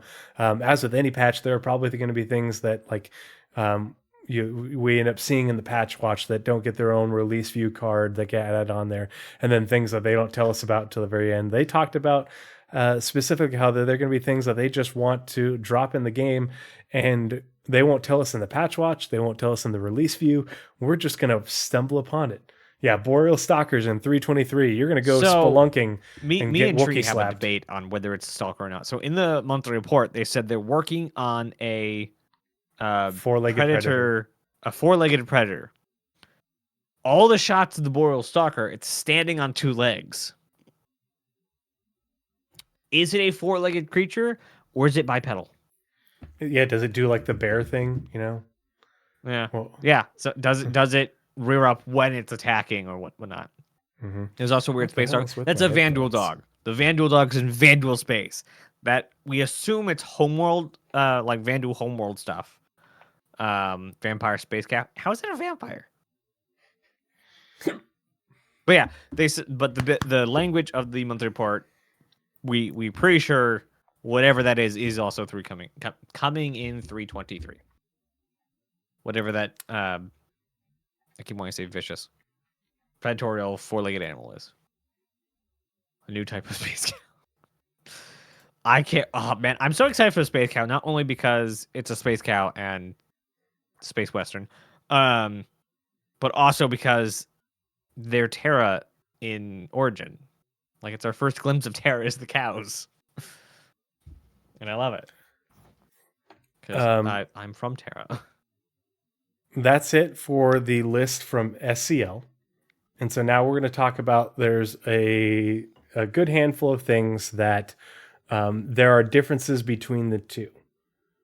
And so Naz, take it away. Okay. Just going over my list, make sure we didn't get rid of anything. Ground fog and cloud unification. That's also coming in 323. Ammo repooling. Where was ground? Tony Z fog? was not mentioned during the economy section at all. No mention of him. Other features that they said in passing and stuff that's not coming in is armor features. Basically, FPS armor being feature set, being much like your ships. Oh, yeah. And backpack thrusters for EVA. So in 323, it will be a lot like now, where we don't have to worry about fuel, and all of your EVA suits come with a jetpack. In future, you'll have to put on a specific jetpack for EVA, and it will consume fuel. So we're only getting the physics stuff, as we talked about earlier. And there was a sentence, or half a sentence, that Jared said that I don't remember the exact wording, but it summarizes to 4.0 is still planned as the patch after 323. This is just a half a sentence that he said in the middle of talking about lots of other stuff. But basically he said either 23 or 4.0 or beyond. So I'm just summarizing that to 4.0 is still the next planned patch. That can very well mean that other patches come in between. We could get a dump like we did where they just jack into 323 all the stuff that doesn't need server meshing. That is already done. There's a lot of stuff that's going to happen between now and 4.0. So nobody can tell the future, least of all economists. Wait, that's a different show. All right. So the difference is confirmed master modes release is all ships ? The vehicle experience team, Rich Tuller's team, April, and all of them. They are fast working on converting all of the Star Citizen existing spaceships to master modes, defining the archetypes.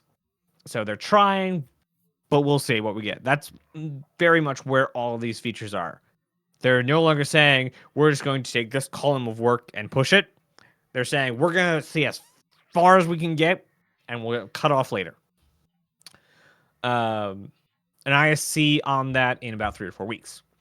They didn't say anything specific on persistent hangers, but they did say instance hangers, as we talked about. No mention of the chain charge or drain weapon or weapon misfire. That was mentioned in the ISC that we talked about from last year, but not the SCL or ISC from this year. EVA doesn't include CIG push-pull, crawling on hands, and EVA fuel. So they did mention that that all three of those features are in future past 323. No mention of scars, tattoo, piercings, and scars in this year, ISC or ICL, but we'll probably be getting an ISC to clarify what exactly we get. Something they did say is we're going to be getting makeup and hair coloring this year and not last year. We are getting I beards. believe Though. that was Thank God. Yes. They- So there's going to be a suite of things in the character customizer where it's not 100% on what all the list is, but it's going to be good. No mention of the new Mobiglass mission app this year, like they said in last year's ISC. Well, and mean, there's ISC no had- mention of the new Mobiglass as well. So they didn't that is specifically say inferred new by Mobiglass. Everyone. Yeah. Right. Everybody's inferring however, it, but they didn't say it. Yeah. So the shopping app I cannot think come it's a good- before it. yeah, I think it's a good inference. Mhm. But because it was specifically mentioned in ISC, but not in SCL, and all these other things were specifically mentioned, I'm reticent. I'm like, I don't know how they would go about implementing. And the they new did specifically call out Mobiglass. that reskinning the Mobiglass is a good chunk of work. Mm-hmm. Because what we saw at CIG was specifically the Navy or the military Mobiglass skin. And they did call out on stage reskinning it's going to be a good chunk of work.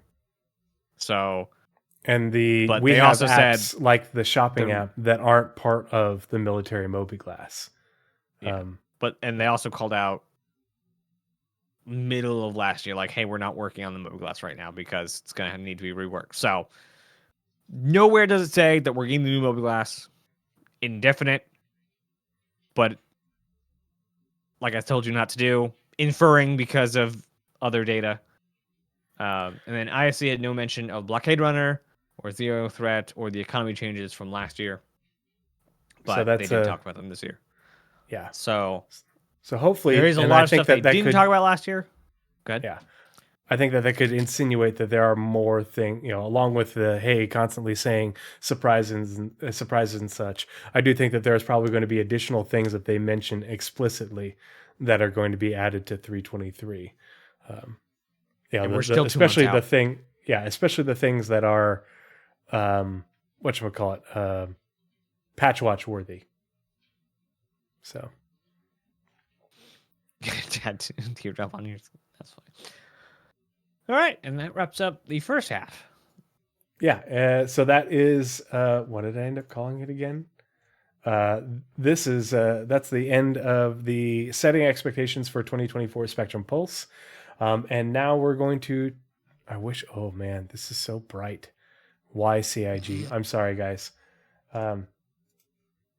So we're going to switch screens, and that way you guys can see the financial report for 2022, and we're going to read through it like we do the monthly report, just to put things into appropriate context. But there are some highlights in here that are really worth reading. I know it's not as exciting as master modes and resource management, but this is important information because this is our money that they're talking about, and how they're spending it, how they're being good stewards of those funds. It also gives you some insights into their plans going forward, as well as I think reading these things is a good way to assuage some fears, because there's a lot of misconceptions about where CIG is financially. 90 days tops, that sort of bullshit. So that's where we're going to read this. And my clever dad joke name for this Spectrum Pulse is called CIG Money Printer Go Brrrr. That's great. I also want to show you. I fixed it for you. Fix what? The website. The website. What website? The financials website. Look at Discord. Did you put it in our chat or? Where'd you put it? Yeah, look at our call. How did you do that? Part of the crew. Part of the ship. So I of the actually have an crew, part of extension the from ship. Dark Reader. Part of the crew. Part of the ship. Part of the crew. Part of the ship. Just fixes it. Oh man, yeah. The brightness is just so hard. Like you can see it shining off my it's face. rough. Even reading on my phone, it was rough. Inner Hype, thank you so much for the follow. Thanks for joining us this evening. Hope you're doing well. Appreciate That the is support. so right. Even looking at the stupid Twitch stream, it's rough. Naz, since you always do the sort of preamble for the monthly reports, you want to do the forward and we'll just Alright. alternate from there? That's a long forward, but yes. Cloud Imperium. Oh, I almost said games. Cloud Imperium financials for 2022. So, bit of kind of disclaimer. The financials come out a year in lag. So this is not the end of, this is not 2023. This is not the stuff they did in 2023. This is for the year before. It takes them a year after closing the financial year to process all of their accounting stuff and then to publish this. So this is all the stuff they did and ramped up for 2022. 2023 is going to look insane compared to this, as this looks compared to 2021. So, forward. In keeping with previous years, in our exclusive and open policy of information, our community, our policy of informing our community of how we are spending the hard-earned money they commit to the games and universe we are building. I update our accounting for 2020. The 2022 year for consistency is the same format as prior years and follows the same simple cost accounting rules without prescribing formats. Disclosures and other treatments required for our financial statements. That's a period. So as usual, no revenue. The words here are just escaping my head. No revenue recognition adjustments, intellectual property off. God darn it. Words. Sorry. Amortizing? Sure. Amortization. Software capitalization. What was that? Amortization. Amortization. I don't know what that means yet. Software capitalization or other accounting alterations that would depart from the more simple and understandable cost entries that this update aims to deliver. AKA, this is a layman's view of the financials. And This is not for this is a layman's accountants. version of the financials because they do have to publish their entire financial report in detail to the government of the United Kingdom. They are required to do so. They give a lot of oversight because CIG gets public funding from the UK for operating there and having their big studio and hiring all those people. So continue. Apparently, it's an accounting thing, that word. Yeah. I still don't know what it is yet, but it's an accounting thing. The accounting published here remains simple and understandable, showing income net of sales tax as invoiced or accrued and costs as incurred. We add this to capital expenditures as spent. As usual, we aim to give more relevant details regarding how the income and costs are clarified or classified compared to what we would be required to do in publishing financial statements. The basis of this analysis remains the management account numbers that underpin the financial statements we provide to our auditors, upon which they perform their work for the annual audit. So, continuing to explain how this is a bit simpler, not what they're giving to their auditors, the government, and their internal, there's a word for people who do money stuff. Accountants. Mm-hmm. Overall. Yes. So the 2022 accounting shows that Cloud Imperium grew again with total income up 30% on last year's. So here we are, income, and they even include a picture. So total income for 2022 was $130 million. And so a lot of people will have mentioned that What? No, I thought they made like 100. Made like 113 million. You can see it on the website. That's not their only source of income. What we see on the website is just the sales pledges counter. We don't see the subs counter that goes in there, and they also have other incomes. So in here it says incentives, partnerships, and other. That other also includes they get most years they do get some money from the UK government as a subsidy for the capital expenditures and the hiring and the growth that they're doing in the UK. So the UK encourages them to expand there. That's why they chose to do this. Here, I'll put the chat. This is all hosted, and you can look at this one and all the years before that and a number of other articles on the CIG website, not RSI, CIG. So this is their corporate website versus the Robert Space Industries Star Citizen website. Yeah, super confusing. Yeah, Dark Reader is your friend. Yeah, I don't have it on. He'll have it for next year. Yes, next time. Stay tuned for next year. But you can see that they made an additional $16.5 million outside of sales and pledges, essentially ship sales. But you can also see that the difference in ship sales was the biggest change. So in 2022, their other income was $11,377,000, whereas the year before that, it was about $2 million less. And same with subscriptions. That only went up by about $250,000. But ship sales, pledges, yeah, or that's $250,000. But when your entire revenues are in the hundred, this much, it's the biggest growth point was pledges, sales of ships and such. And that went up by essentially, let's see, $28 million in 1 year. Which is nuts, because otherwise, they were probably expecting a growth a lot less than that. They had growth from 2020 over to 2021. They're probably expecting similar growth over that, but not this much. That was unprecedented. They did not plan for that. With total income up 30% on last year's record-breaking annual performance. So again, 2021 was a record-breaking year. 2020 was a record-breaking year.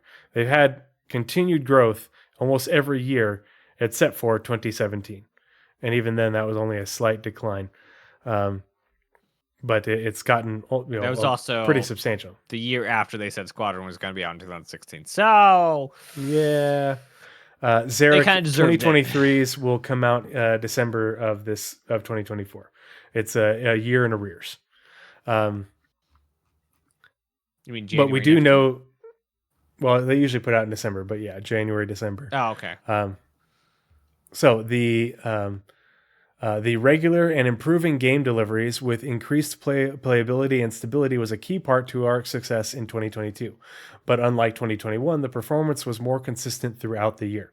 2021, what they're saying is that they had more consistent sales growth across the year versus just in IAE and Invictus launch week, and so that's represented partly because we do see a lot more sales going on with different in-game events and such spread out throughout the year instead of as much. It's not as focused in those two events. Let's see. Throughout the year. Also, departing from prior years leading up to 2022, the U.S. growth in income was higher than that of the rest of the world. It is difficult to draw direct conclusions. They're just talking about where the money came from. The U.S. Versus money's coming from Europe and Australia and such. It is difficult to draw direct conclusions for this shift, but the instability caused by the Russia-Ukraine conflict and the generally slower rebound of the European economy in 2022 compared to the U.S. seems likely to be a factor. Costs, including capital expenditures, also increased by 29%. So they made more money, but they also spent more money. And people are like, oh, well, why are they doing that? Because They're doing that because if they are sitting on money, they pay more in taxes on it. And so you have to spend money to make money. And so they're trying to keep their incomes and expenses pretty close together so they're not adding to this pile and having to pay more taxes on it and not utilizing that money to grow the studio. If they continue to hire more people and they make bigger offices to get towards their goal, then that's a good thing of ultimately reaching that goal versus just losing that money to taxes. Yeah, a simple way to think of it, like if you make $100, the government says, "Oh, 50% of that's mine because you made it here." But if you were to say, "Hold on, this is for my business," and go, buy a new car or whatever, not $100, but you get it. Then you say, "Well, I bought this car," and the government goes, never mind, that's yours." Yeah, and they won't tax it. They'll because they also get the sales tax on things you buy. Yeah, so and they stay out of your revenue. So that's why companies always try to make sure they spend nearly, if not exactly, as much as they make. Yeah. Yeah, the only time that they're doing that is if they're trying to save funds for a larger expenditure that's planned in the future. Well, and CIG has been spending money hand over fist in order to build the new studios, to hire more people, to upgrade their equipment and stuff. Capital has value, operating expenditures do not. Danger Hobo, they're just saying that the Russian-Ukraine conflict influenced the European economy, and that could be why there was greater growth and more spending that came out of the U.S. and into CIG's pocket than the amount of growth from other parts of the world, particularly Europe. That's all they're saying. It's not a load of shit. Big events like the Ukraine conflict have far-reaching effects on the economies of neighboring countries. That's just a thing. It's the way it goes. Was it baseline or end line? I can't words today. End of the story is war's bad. Yeah, war is bad for for neighboring economies and for discretionary spending like buying internet spaceships.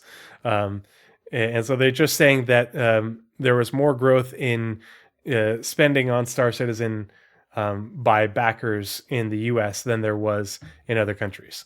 There's still growth, literally just the not rest as much. of the world. Yeah. So let's see.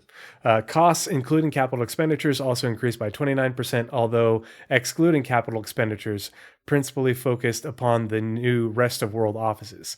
So they're talking about the new office and all the hiring in Manchester and also in Frankfurt. Frankfurt got a new office as well at about the same time. Larger office, a nicer office. It's not anywhere close to as big as Manchester, but it's still a really nice campus. So I really want to see a tour of it because I just remembered the building they're in. They're in a completely new building that is like the most modern tech building that Germany has. Yeah, it's a giant building. tech campus. Yep. Yeah, basically, it's a mixed use building. There are offices, there are homes. There's a restaurant at the base, and I think there's also a restaurant somewhere in the tower. Yep. And it's like all kitted out, basically like Facebook campus is. It looks great on paper. I want to see it as it's completed. Danger, well, that has nothing. That's a completely irrelevant comment. Like, I don't know why you're ragging on about this, but the reason people in Europe spent less money on Star Citizen is because there's less certainty in their economy. That's the thing. It just, you could say that about a lot of things and why other, the different countries and their economies lagged in Europe because there was uncertainty about where that conflict was going to go. That's all that it's saying.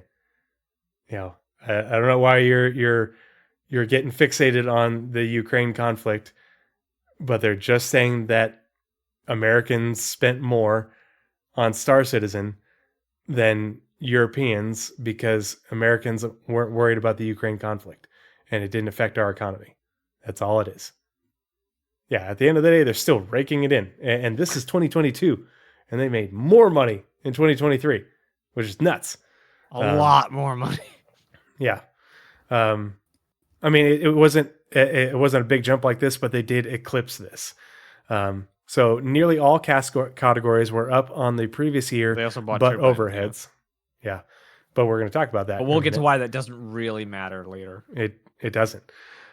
Nearly all cost categories were up on the previous year, but overheads, external game development, and publishing operations, including customer servicing costs, were the main drivers for this increase in costs. Salaries and related costs for game development and support remained the highest spend category, accounting for almost half of the total operational spend in 2022, and almost 60% when factoring in the growth in external game development costs managed mainly through the US.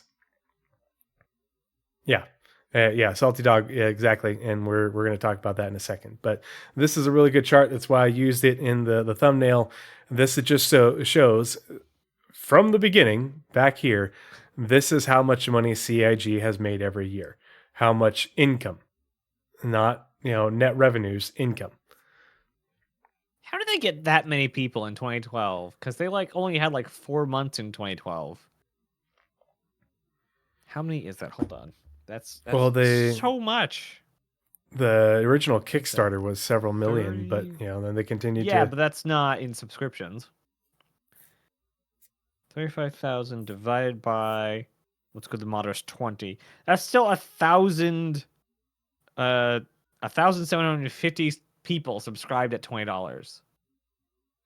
It's pretty impressive. That within 4 months of the website being live. What? That's a lot of people. That's a lot of people. Mm-hmm. Chris Roberts, you madman. Do you want to read the summary? Reading summary. We'll just alternate with each bolded paragraph. It's a subtitle, yeah. 2022 continued the trend of record-breaking growth, with revenue up 32% to $114 million. This was fueled by a growth in player numbers and increased player time arising from regular content delivery early in the year and improving game stability throughout the full year. Remember, this is 2022, not 2023. This sentence will not be in next year's report. Subscriptions were up 6% to 5.3 million, and other income increased 21% to 11.4 million, driven in part by the growth in the UK development and associated credit arising thereof. To recap, the top 3 lines describe our revenue sources. So like I talked about, the other income increased 21% to 11.4 million, driven in part by the growth in the UK. So them spending money to build that giant studio in the UK and hire all those people. The more money they spend over there, the more of a subsidy, the credit that they receive from the UK government in return.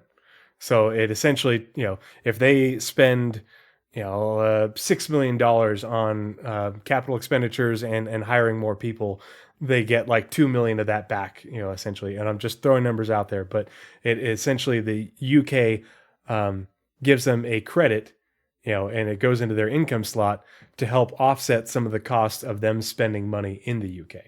It's a net gain for the UK, but it also really helps decide where the CIG spends their money. The UK is trying to make more tech and game companies be in the UK. So hey, we're just going to give you giant bonuses to make your office here. And CIG's we'll take that money because the US has way too many game studios. They're not giving out these handouts. Yep. So and they've got more power over there. They get kickbacks. It's great for everyone except the US. They have good game dev and digital art programs in their universities. And so they're trying to get as many jobs for these people as they can. Good all around. Black Intellect says they probably get some EU subsidies as well because of the Germany office. They could. I don't know. I've never heard it mentioned, but it could very well be a thing. The Germany office is a lot smaller, though. It's made a really nice almost office. Completely Crytek devs. Yeah, Crytek devs they stole. Yoink. Crytek and a couple of TT devs, I believe, from Aaron coming over.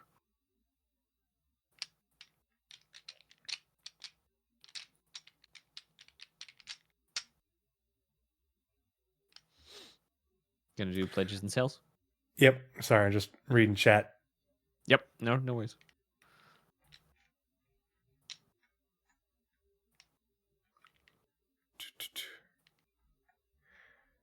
Danger Hobo. It is difficult to draw direct conclusions for this shift, but the instability caused by the Russian-Ukraine conflict and the generally slower rebound of the European economy in 2022 compared to the US seems likely to be a factor.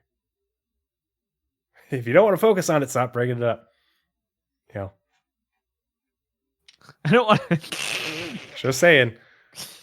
This is just a logical thing. I don't want to focus on it, but like you're focusing on it. Like you're the one who keeps bringing it up. Yeah. If you don't want to focus on it, don't focus on it. So Fine. pledges, It's okay. and so here they're going to have a couple little paragraphs breaking down what they count as income. You know what those things are. Pledges, sales from the counter, the counter that we see on the website. This line is taken directly from our daily published funding stats counter. They even have a link showing the net receipts from our backers and customers. The vast majority of revenues are of, and this is important, the vast majority of revenues are of starter pack pledges granting access to the Star Citizen Alpha game, as well as spaceships and digital items immediately delivered and playable in the game. So that's where the vast majority of their pledges come from. And they mention it this way because what they have said in 2022, and they mentioned it in, I think it was both letters from the chairman, is that the number of new players in 2022, the rate of new players coming in and backing the game skyrocketed in 2022. What they call it the conversion rate. So people who created an account and then subsequently pledged for the game, subsequently backed, versus just people who just created an account, because there are getting close to 5 million accounts, but the number of actual pledged accounts, people that have bought into the game, is only like 2 million and some change. A significantly smaller fraction of revenues came from pledges for concept ships, which all come with an included loaner for immediate use and playability within the Star Citizen Alpha. So the majority of the money is coming from starter packs, and as well as ships that are readily available in game. That's why we have seen such a big shift away from concepts to straight to flyyables, because straight to flyable ships sell a lot better compared to concepts. Due to exchange differences and small items that are not included in the counter, such as shipping costs charged on physical goods, this counter does not completely represent all revenue, but it's the overwhelming majority of it. Other than subscriptions referred below, these differences are included in the final income line to give an accurate representation of the total revenue received. If you want to read the next two, I'll do the follow. Got it. Okay. Subscriptions. The subscription line is the value of our subscriptions using standard exchange rates. Any differences due to exchange rate movement have been accounted for in the final income line. Other income. The other income line represents partnership incomes with various hardware and software vendors, sponsorship income, and various local incentives based on the nature and location of our development and production activities. It also includes any exchange differences as referred to above. Then the big list. All right, so this is a number chart, and I think, is there a picture? Let's see. Oh, they don't have a... Okay, yeah, so this image right here is referencing this chart up here. If we open this in a new tab, you can see it bigger, but this is basically breaks down year over year all the monies that they spent and what categories they are. It also breaks down where they were spent in the US versus rest of the world, what have you. I wonder if they're going to I split this up to NA-EU next year. Yeah, because I think when they say US, I think they mean like North America, because this is definitely turbulent right here. Right where? The contracted game dev costs. Okay.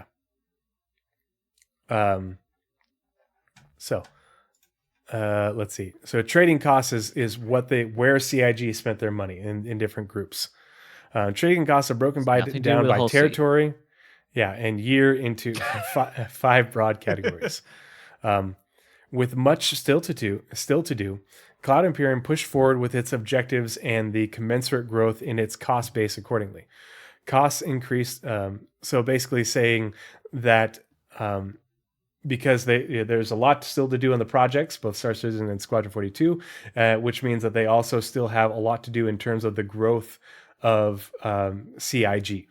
Several years back, they said, I think it was in 2020, they said that their goal when they started up the new Manchester studio was by the end of 2023 to have 1,000 people working in that studio alone. And then by the end of 2026 to have 1,300 working in that studio alone.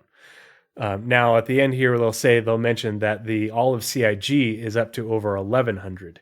And so they haven't reached their hiring goal for 2020 for 2023. Now they're getting close, but they're still a ways away. But that's what they're talking about in terms of objectives. Costs increased by 18% over 2021 to 116.5 million, and capital expenditures, primarily for the flagship offices in Manchester, England, and the new facilities in Frankfurt, Germany, rose to 12.9 million compared to only 2 million in 2021. So basically, capital expenditures is all the stuff needed to build out those offices. Now, they don't own the building in Manchester. They lease it. They're leasing space in it, but they are leasing, I think it's a lot of the building. It's not the whole thing, but a good sizable portion. But they still have a lot of capital expenditures. Story on this website about their leasing agreement. It's large and long. And so it's all the computers, everything for the campus, everything. That's what that money is. And so when people worry about how much money they're spending, well, you don't repeat those expenditures year over year. Eventually these things will be repeating costs, but at a much lower amount, because you're not going to buy new computers every year. You're not going to buy new desks, and all the furniture and all that other sort of, everything for that motion capture studio. You don't have to rebuy that every year. Now they will buy new things as new tech comes online and upgrade them, but your capital expenditures for these things aren't going to be $13 million this next year. So that number should go down. I don't think they've officially said, but the last time CitizenCon was in Manchester, that event center is 2 blocks from the Manchester office. Oh, where they had CitizenCon? Is that what you're talking about? Or yeah.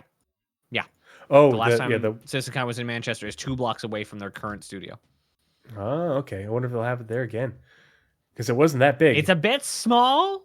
It's a bit small of a venue, but yeah, like it makes a lot of sense. Mm-hmm. Like it's right there. Black Intellect says, I'm still patiently waiting on apologies from all the Reddit posts in 2018 that said CIG only had 6 to 8 months and 18 months and they'd be out of business. Yeah, 90 days tops. Yeah, what happened there? Black Intellect, are you gonna go to CitizenCon this year or this year too? I know we got to meet at CitizenCon out in Los Angeles. I won't. There's no way I'll get to go this year. I'm super stoked for you if you get to go this year though, because that's gonna be. If you think this year is big, I bet you this next year is going to be even bigger. Just saying. Yep. My. Oh man. April. I will know if I can or not. So yeah, Danger Hobo. I've only ever been to Shannon, Ireland, and only the airport there, probably for the same thing. Dark Silver says it was great really good to meet you too. Glad we got to meet and hang out. I wish we had more time. Yeah. Let's see. So the breakdown of the expenditures commented upon in more detail below. The U.S. operations grew slightly in 2022, although like the previous year, there was a continued shift in the mix of personnel as publishing, community, and marketing teams grew, whilst internal development contracted in the U.S. So the publishing, community, and marketing teams in the US, those grew, but more of the internal development, the people who work on the game and build the game, are being hired in the UK and primarily, but also in Germany, versus being hired in the US studios. Although with a Currently, rise there are in 0 positions open for LA. yeah, it's a very small office. It is itty bitty. Although with a rise in management of more external development resource, mainly from our associated entity Turbulent, which is based in Montreal. So Turbulent grew during 2022, and then of course they merged with CIG in 2023. But it's good that Turbulent was doing well enough, both from the work that they did for CIG, but also other work outside of CIG, that they are able to continue to grow. Rest of world operations grew considerably, with headcount up 18% on 2021. So that's pretty huge. The entire company grew by 18%. That's pretty dang good hiring. An additional space taken on to facilitate future growth. So that's the new studios.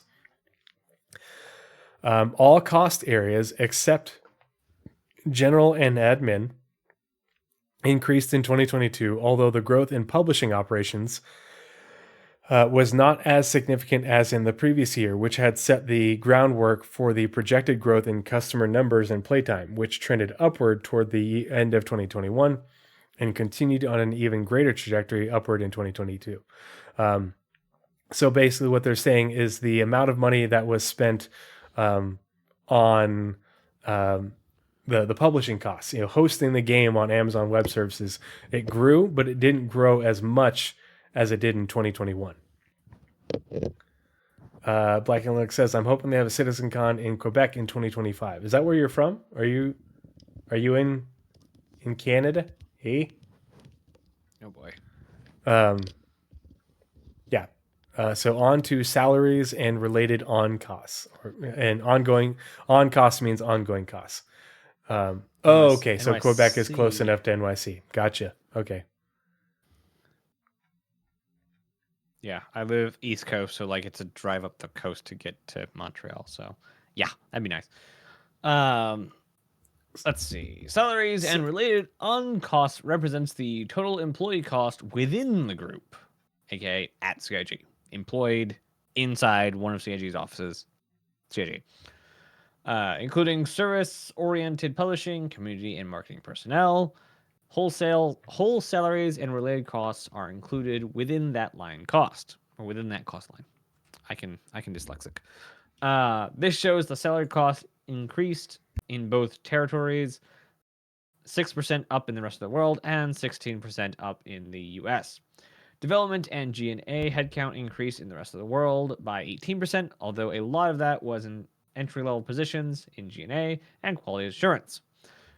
Required as CIG progresses with added features, content, playability, and players. Also, performance-related bonuses in 2022 were not as high as in 2021, and thus the increase in rest of world salaries did not match the increase in people. Despite generous pay awards designed to help cope with the rising inflation pressures felt throughout the economy. In contrast, the U.S. salary costs increased by 16% despite a reduction in development headcount by a moderate increase in G&A headcount. But additions were at the opposite end of the staff seniority spectrum, with highly experienced personnel in each discipline being added to the group. And regarding development, with senior experienced people often replacing the more junior roles that were vacated. Also, cost and wage inflation levels were high in both U.S. office locations, which we aim to keep pace with. I would love to know how keeping pace they're going, but just to put that in their financial report is amazing.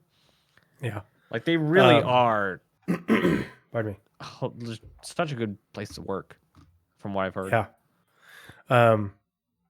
So they did mention that they pay bonuses, and they paid the growth in bonuses.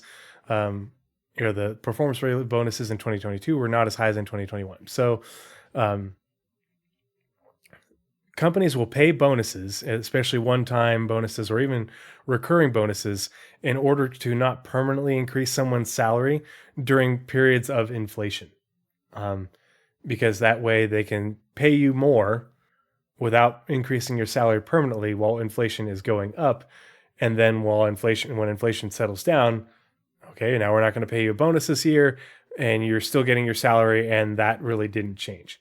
And so it's a temporary retention measure during inflation periods, rather than just doing salary increases across the board.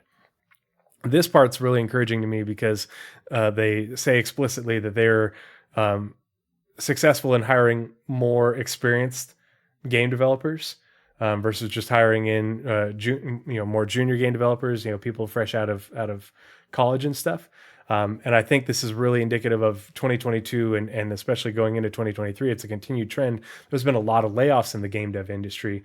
And so CIG has been very successful in being able to pick up a lot of the experienced developers. And I think that's a really good thing for all of us.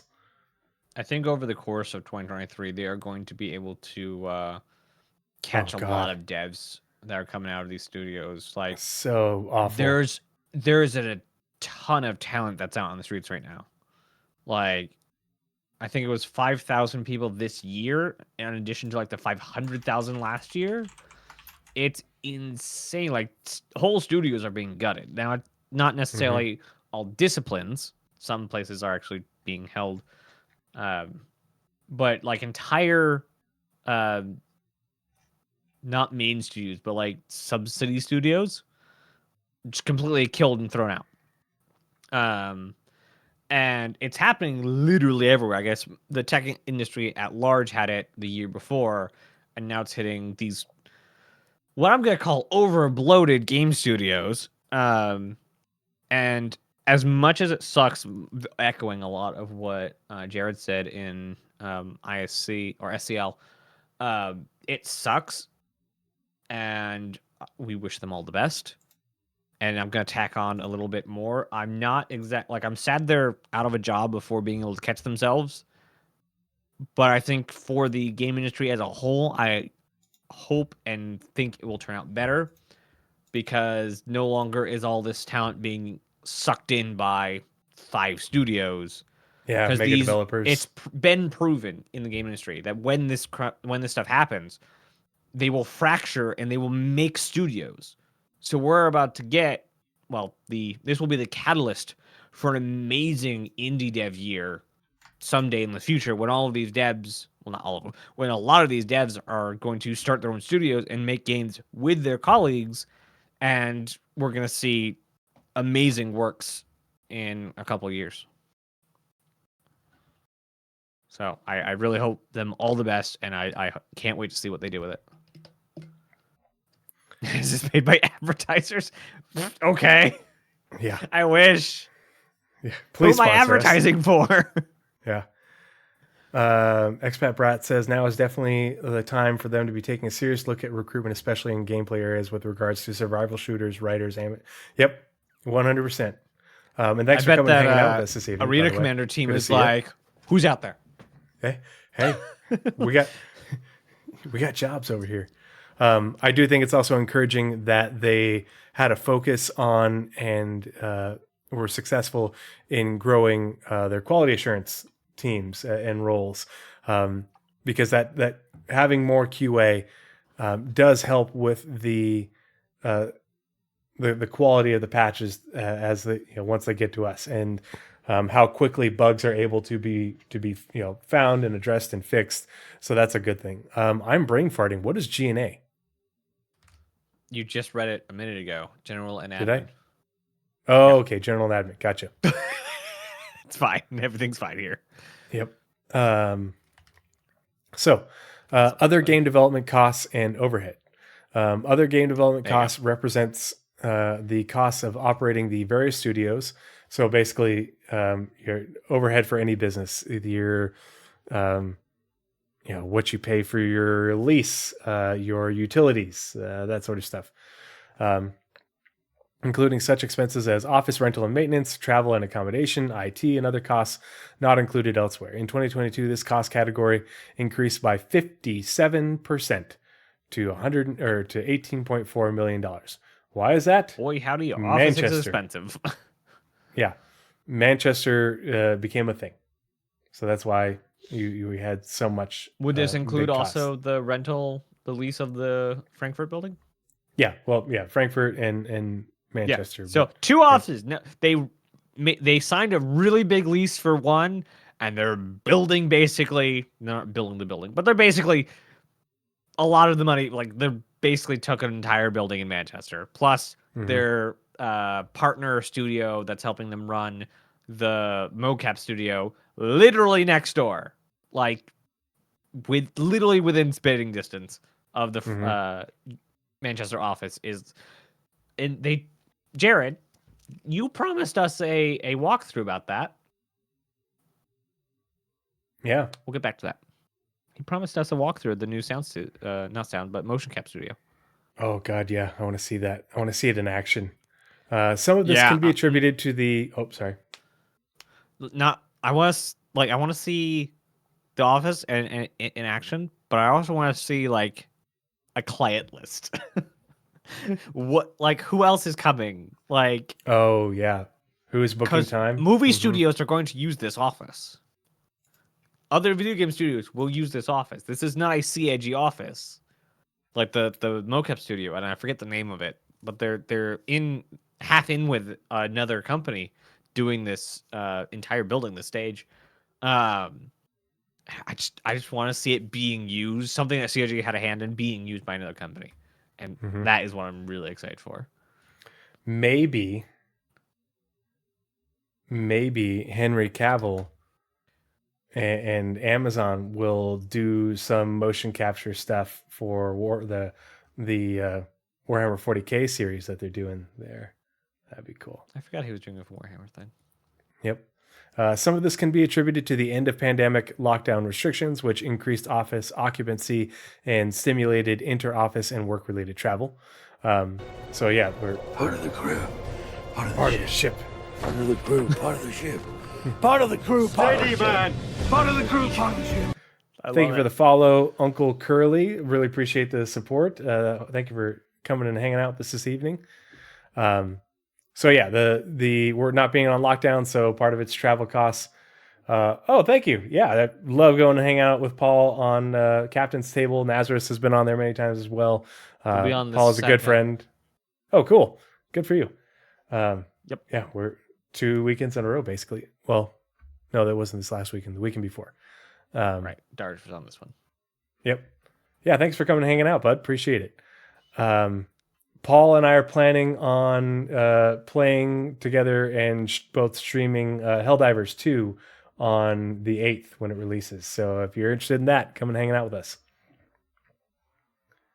I've looked at this office far thank you too very many much. times. I was able to not look up the Manchester office and just find it visually. Yeah, Expat Brad, he really is a great host. Tons of fun. I enjoy hanging out with Paul as much as I enjoy hanging out with the other guests. He always does a really good job of bringing in great people from around the community. And you made a good point. Notice that it's the large AAA development companies releasing people while the indie and independent space are thriving and hiring, as if Chris Roberts could see the future. Yeah, and this is a life cycle. These people who are being laid off are going to gravitate towards one another, people that they worked with, people that they know from other studios, and they're going to form new studios to work on projects and shared interests. And it's a great time for indie games. I'm a big fan of indie games. A lot of the games I'm looking forward to the most are coming out of indie developers and small publishers. So yeah. I forget which heritage it is exactly, but EA, Activision, Blizzard, and Ubisoft did all the same thing. I don't remember which order it is, but basically everyone worked at EA. And then they said, we hate the culture here. Broke off and made Activision. And then that got so big, and they said, we hate the culture here. Broke off and made Blizzard. And then that got big, and they said, we hate the culture here. Broke off and made Ubisoft. So this is a continuation of that trend. Some studio is going to be formed by this that is going It's to... almost like once a studio gets too big and corporate management takes over, you know, especially if they get partly bought by venture capitalists, that the culture goes to shit. It's so weird. It's almost like all these people with the business degrees are actually terrible managers. Yeah, that's because game development is an art and they don't understand it. Mm-hmm. Yeah, it's the same thing in healthcare.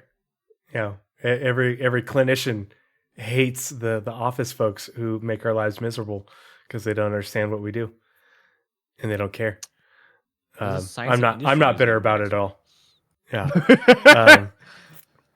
However, much of the increase was, as described in last year's update, due to the cost of substantially upgrading and increasing the office spaces taken in Manchester and Frankfurt, with the footprint in each location doubling the previous office sizes to facilitate the current and future planned expansion in those locations. So current and future. They ain't done growing. Next paragraph. Contracted game development costs, Nazeris. That is somewhere on my desktop, I'm sure. Okay, here we are. All right.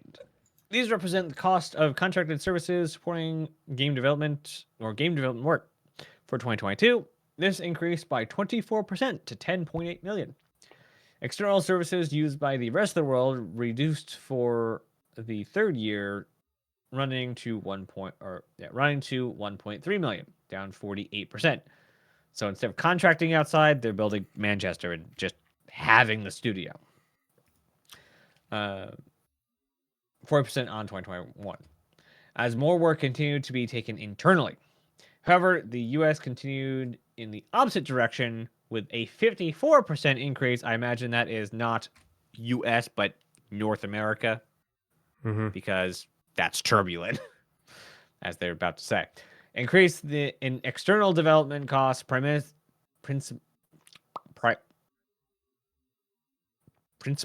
through the growth in service provided by our associate Canadian entity, Turbulent, which expanded its development resources considerably in 2022 in response to our growing requirements. So, I'd like to read that again. Let's see where it actually started. However, the U.S. continued in the opposite direction with a 45% increase in external development costs, principally through the growth in services provided by our associate Canadian entity, Turbulent, which is expanding its development resource considerably in 2022 in response to our growing needs. Basically, they already owned most of the studio as far as the manpower being there. So going from 90% of the workers in Turbulent working on CIG projects to owning the studio, not only do they not have to pay that many more heads, but also the amount of red tape that they cut down on by having an internal studio, and they talked about this, I believe, in last year ISC, that it is way more efficient to get stuff out of the studio and into the studio now that it is an in-house studio. So the costs went way down. They don't have to do a ticketing contract system for every bug and every feature they need from Turbulent anymore. Yeah, so even though they bought more devs, it's much more cost effective for them to be doing the same work, but under the umbrella versus outside. Yeah. Right. Yeah, that's a much more simpler way of putting it. External development managed through the U.S. increased by 3.3 million to 9.5 million, but this was more cost effective than growing our internal development teams in high cost location, housing in our U.S. offices, aka LA and Austin are expensive. Yep. As far as places to live. This is a really good point to bring up right now because while Turbulent does have other contracts besides the work that they do for CIG, CIG is the bulk of their work. And so, and the bulk of the, let's open this in new tab. The bulk of contracted game dev costs, this 10 million figure over here on the right, the bulk of this, the overall majority of this is Turbulent. And because the bulk of Turbulent's work is for CIG, basically, when everybody was worried about, okay, how are they bought Turbulent, and it's like, well, no, they merged with Turbulent because they were already paying for Turbulent to exist, and so they merged with Turbulent. They didn't have to spend a bunch of money to buy Turbulent. There was a like when they did their initial transaction, there was an exchange of essentially ownership. Stocks, and the owners of Turbulent essentially got a little bit of ownership of CIG, and CIG got 25% ownership of Turbulent. No money was exchanged, and so there was a merger. CIG didn't buy Turbulent; they merged with them in order to make their operations more cost effective. So they didn't spend they didn't buy Turbulent for $50 million or whatever. They merged with them, and whoever owns Turbulent probably got some more ownership in CIG, but there probably wasn't any sort of massive check written. And we're not going to see a large increase in their operating costs because they're already paying for them right here. This money right here is, instead of being light blue, is going to change to dark blue in 2023 going into 2024. Way down next year. Yeah. So that increased, what was it, 54%. So 54% of that the growth bar, in here. Yeah. Yeah, the growth from last year to there is going to piff away in this next year. So it's going to be at least 54, if not more, reduced in the U.S. or North America. It just depends on when the transaction occurred. Turning it. Yeah. Yeah, whether it's in the 2023 financial year or the 2024 financial year, depending on when it actually shows up. And if you want to learn more about Turbulent, they have their own website. And you can go on their own website and you can see some of the projects that they are working on. One of the tools that Turbulent has built is not only used by CIG, but is used by other games, other AAA games. And I forget the name of the tool, but I read an article about it. And the article is I think it's on their website. And so they're paid by these other companies for the use of this tool, as well as CIG paying for it. And now that money, it's not Rastar, it's it's the issue council. The issue council. There you go. The issue council tool, the web tool, is a thing that they have built and used, and it's not just used by CIG and Star Citizen. It's used for other games. Yep. And that's just one example. Expat says, I think Turbulent is thinking of the future projects utilizing the Star Engine and placing them in a pivotal role to facilitate other publishers using use of the engine with other titles. There goes his name. Brian Chambers, specifically at CitizenCon, said they have no plans right now to become a game engine company. That nobody in CIG right now is planning on selling Star Engine. This is Star Citizen's engine. Nowhere do they have people or devs to spare to help teach and maintain the engine outside the office. Yep. It may sound pretty easy, just wrap a bow onto Star Engine and say, here, Ubisoft or EA, take this engine and make your own games with it. It's not. There's a reason why Unreal Engine and Unity are entire companies. Sure, Unreal Engine has its studio that makes Fortnite, but Unreal Engine's an entire company. Unity is an entire company. There's a reason I why could see there it has to be happening an in the entire future, company behind it. but it's not going to happen anytime soon because they would have to train so many more people to do the support extensive job. Documentation that Brian Chambers said they don't have for external use. Yep. So it may happen in the future. Obviously, never say never, but it's never within sight. There is They need no to be a point on lot any closer to calendar. being more finished with the engine before they could even consider licensing it. Finished, and and supporting it. honestly, you need to publish a game before anyone's gonna buy your engine. Yeah. I think it could happen. I don't So- think it's going to happen anytime soon. But Yeah, because that definitely Yeah. like you need to publish a game. There's a lot of dev costs to maintain, to bug fix, to customer support, and it's not on anyone's radar right now. yeah, Like, Sylvan everyone is expects still it. working. I was on- right there. Like they're gonna sell this. Yeah. They made a trailer to sell their engine. That's not what the trailer was for. The trailer was to show us, the backers, and other devs in the office, how awesome their tech is. It was not Yeah. for shareholders and selling their engine. Sylvan is still working on Vulkan and ray tracing and all of that. He does not have the time to be taking phone calls from other developers on how to do something within his engine or doing work in order to incorporate something into the engine for them to use. Or bug And that's fixing their not crap. Yeah, and that's not his job. That would be someone else who Sylvan would have to train.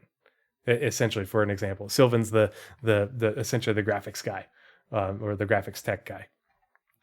So yeah. And then copy paste that through every single the graphics team, the server team, the FPS team, the ship team, all of these different things. Expat Brat, I am with you right there. Give me more and better Star Trek games for sure. Definitely. But I don't know why, but for Star Citizen specifically, I want a Star Wars game. And I'm not a Star Wars fan like a lot of people around me. I just like the spaceships. I really like the spaceships. Like I do like really Star psyched Wars for, ships Eclipse better and than things. Star Trek. Yeah. I'm really psyched for the Eclipse game and Outlaws because it's Star Wars without Jedi. If they throw stupid Jedi or Sith crap in there, I'm going to be very upset. The world that George Lucas and his writing team built is way bigger than Force powers. I need them to stop putting in stupid Jedi and things to use as focal points in storytelling for their crap stories. Stop it. It's a wonderful world. I want to live in it. I am excited for Outlaw or Outlaws. With the fluffy dog oxalol thing. Gib. That modding of the engine was part of it. There's a lot of the Kickstarter that was thrown out a couple years ago. Modding is private servers. That Squadron 42 was going to be a location in Star Citizen. A lot of the underlying tech was just completely nowhere as far as where it ended up. A lot of the stuff in the Kickstarter just is not happening because there was a fundamental change. Basically, when they said, hey, we can do planets, they basically took everything they said previous to that, balled it up and threw it away. The entire development changed at that point. They started really thinking of, we have way more money than we need. We have this engine that we can make way better. It's just going to take a lot longer. And I think we can do single server world or single shard world. There we go. And they basically said, we're going to go for that. And so they packed it up and they started working on Star Engine. And then everything changed. Yep. So we have no idea what's going to happen with all those things they sent in the Kickstarter. Because they did have a game. Like, they only said it was coming, that Squadron was going to come out in 2016, 2 years before that. So they were well into development of a 2016 version of Squadron. It would have been way smaller, crappier, I suppose you could use that word compared to the one we have now. It would have looked like an early 2000s game or a mid 2000s game. Much simpler. Yeah, it would have been much more blocky, a lot of less detail, a lot less polish. It wouldn't have been next gen. Yeah, Basically, we have a getting sequel is to that. Yeah. Easy. We're working on Squadron 42, Mark II, and Star Citizen 2. right now. They completely threw out version 1 of those. Mm-hmm. And for better or for worse, this is where we're at. Let's keep going. Publishing operations, community events, and marketing. These costs are associated with running the game and deploying online services. That's what publishing operations is. And actually, I'm going to open up this image again. Here's publishing marketing right here. Almost $30 million for publishing and marketing costs. It costs CIG a crap ton of money. Now, obviously, some of this is marketing, but they have a very small marketing budget. The majority of this, and they haven't said exactly how much, but the majority of it is publishing costs.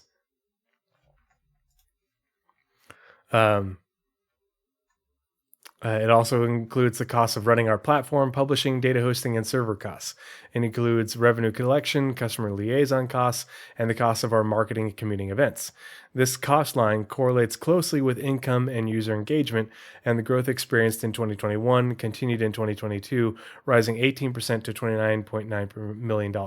So obviously, as more people are playing the game, obviously the hosting of the game gets more expensive. They are flooding YouTube with ads, but YouTube ads are cheap. Dirt freaking cheap. So it's... Especially skippable ones. Yeah, at one point, a couple years ago, they said how much it costs, but the majority of this orange is your publishing and platform costs. You know, the hosting of the game and all the website stuff. Yeah. Yeah. A lot of website stuff is expensive. I can't wait to see this for 2024 because of server meshing. Oh yeah, I mean, it's gonna go. The more I talk about server meshing and server costs, like maybe it's just a little too much hopium, but I think last patch of this year, maybe falling into the first patch of next year, is dynamic server meshing. Yeah, because it could very well happen. The overhead of server meshing for 4 servers is it's gonna cost a lot. Because each shard is a static 4 servers. So anytime, like if you're at like 101 players, that spawns 4 servers. Yeah, that's why they said multiple times they need to quickly move from static to dynamic. Lou Hodo, first time chat. Thanks for joining us this evening. Hope you're doing well. Appreciate you coming and hanging out. CIG is getting a discount on hosting through Amazon Cloud. Yeah, they do get a discount, yes. But it still costs them a crap ton of money. You know, and we have no idea if that deal still exists because Lumberyard doesn't exist. Yeah, Lumberyard was sunsetted and turned into an open source engine thing. It is just a big expenditure because there's a lot. You know, there's several million people who play the game. You know, hundreds of thousands of players play. Unique players play every month. You know, and there are over 2 million people who have backed the game. And so it's Aodonin said, "Remember, the more we use the website, the more it costs them." Yep. So the more players, the more servers, or the more players, the more website traffic, the more throughput they need on the website, the more players, the more servers they need to spin up for the game. Yeah. They did say at one, oh gosh, where did I hear this? Was sometime in like the last year. They said that less than 5% of the original code from CryEngine is left. There's like nothing left there. Yeah. And Lumberyard was going to be a lot of trash removed. Lumberyard was a lot of trash removed from CryEngine because a lot of the systems need to be modernized, and that's what CIG's main role was handing that could Amazon was modernizing all those legacy systems as they already did. So basically, Lumberyard just like, we'll take that. Here's your servers. So. The bulk of publishing and marketing operations run through the U.S., Austin and Los Angeles, respectively, which accounted for 71% of spend in this cost category. Those departments grew again in 2022, with the U.S. adding 28 people to its headcount, and the rest of the world also adding 10 people. So a lot of people are being added to those teams, publishing and marketing operations. This represents the increased costs and demands associated with operating what is effectively a live game, albeit an early access one that is not yet out of its alpha phase. That's what we were just talking about. But nevertheless, it is vital to support our growing community and customer base and ensure the engagement of our players in the rich environment we have created. Thus, we continue to spend money on our servers, platform, and community tools to make the Star Citizen experience as comprehensive, safe, and enjoyable as possible. And some of the marketing money that did go to the CitizenCon, but CitizenCon also sells tickets. And there was, $200 to $300 a ticket. Times seven, what was it? 2,500, 3,500 people. That's a lot of money.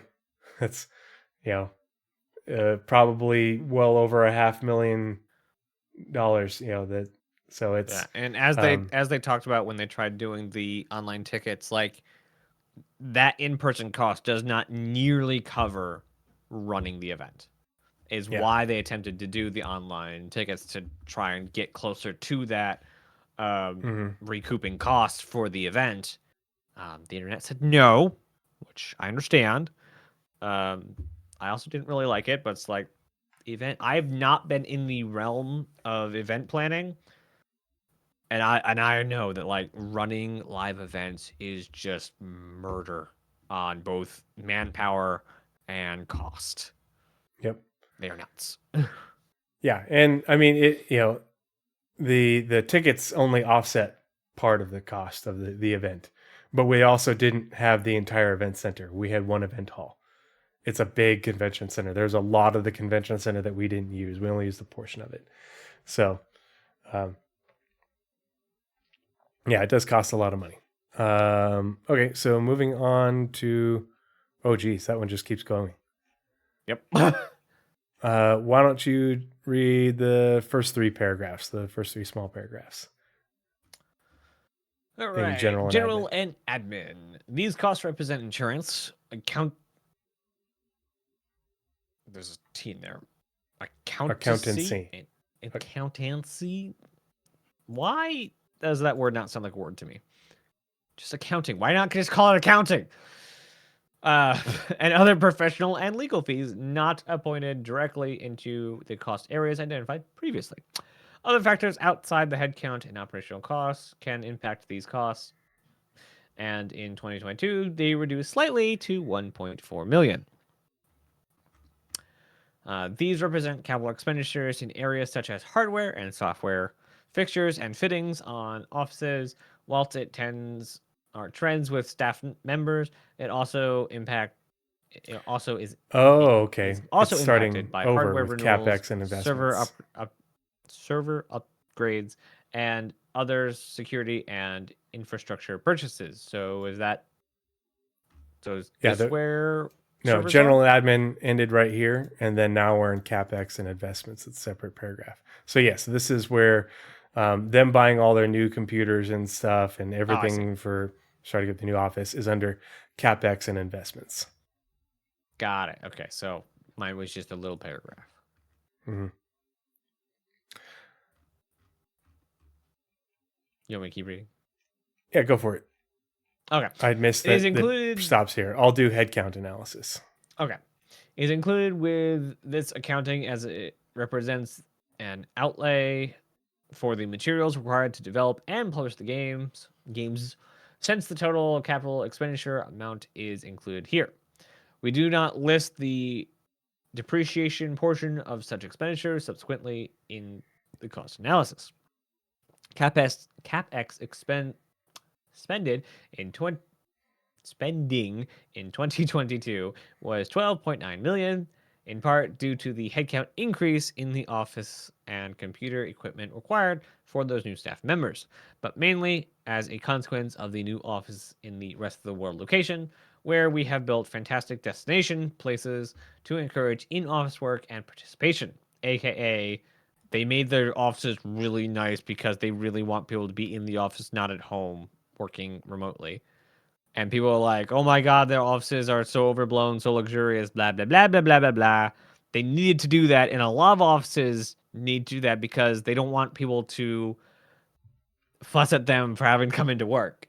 And so they made like this a destination workplaces so they didn't have that pushback. So that they It's can a say, recruitment hey, and we want retention you to work tool. in a Yeah. retention tool. It is specifically designed to be a nice place to work. Like they said about their bonuses, and they're trying to keep up with inflation in the U.S.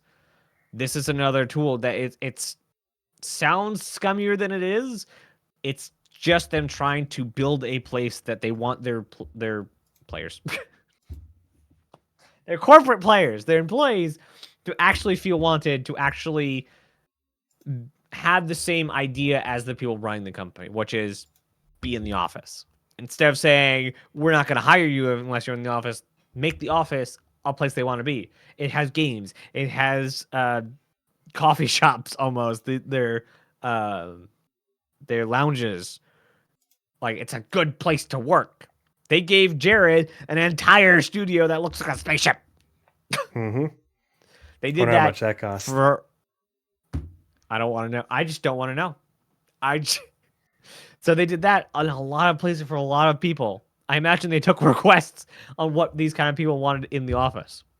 Yep. Because it is a tool to make sure that, because they have the data, in-house, in-office working in game development, specifically in game development or in any art type thing, flows better when you have the people in the offices instead of remote. And I can tell that's why work firsthand, from home during remote COVID was so hard. artwork is hard. Like, it's hard to find times to meet. It's hard to get ideas across. It's hard to actually pull ideas together. I can say that firsthand. So continuing on. What? Oh yeah. Oh, I thought you were finished. My bad. Nope. Just places where our projects are extremely complex and time-consuming to build and support. It is important that we provide the best environment for our people to enjoy the hours of work being undertaken. Yeah.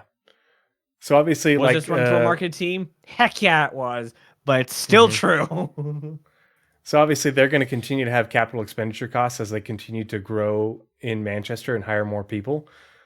But because of how many people have been hired, and a lot of that is just initial, like they'll buy computers in bulk and such, and they'll sit on them until the people get hired, because it's cheaper to buy a whole bunch of the workstations that they use at once rather than buy them piecemeal as people get hired.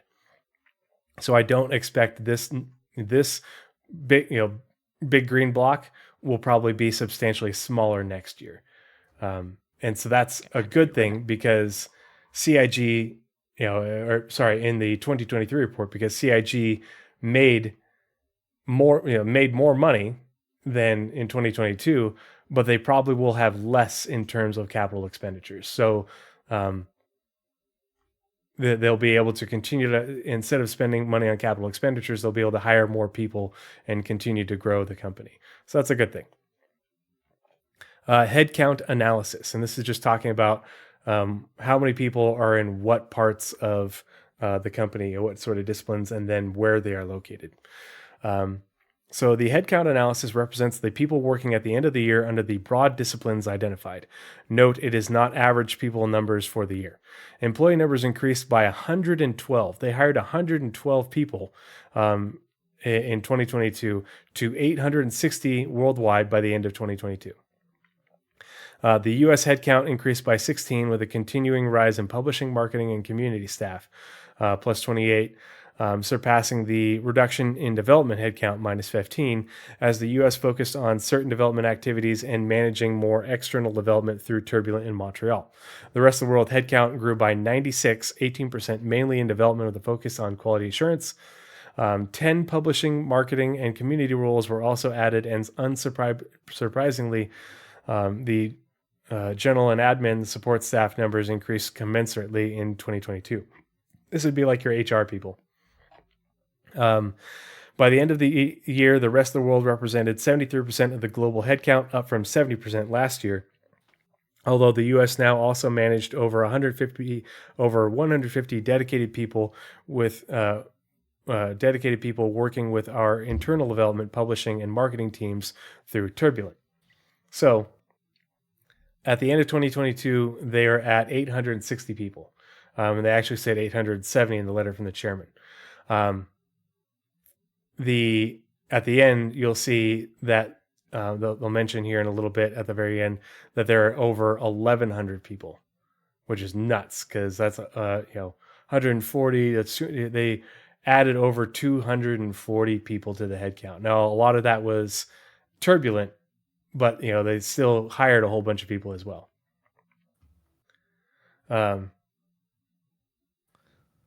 So Zarek, what people are saying that they made less money than 20. They're talking about profit, and profit when you're trying to grow the company is a bad thing, because if you have a big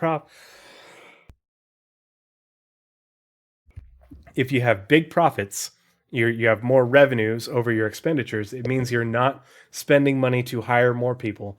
You're not spending money to build, to grow your offices and everything like that. CIG is growing and needs to grow in order to increase production. And so, they've even been in the red a couple of times, not by a lot, but they've been in the red. You can scroll back up here. It's down. Nope, it's down. It's down. Sorry, it's down. It's under the paragraph you're reading. Here we go. Cumulative net position, and we're just going to divulge. There's only 1 year where they were in the red. 1 year. That was in 2019. In terms of cumulative net position, where they had to actually, in the red in terms of they they ate out of their minority investments. So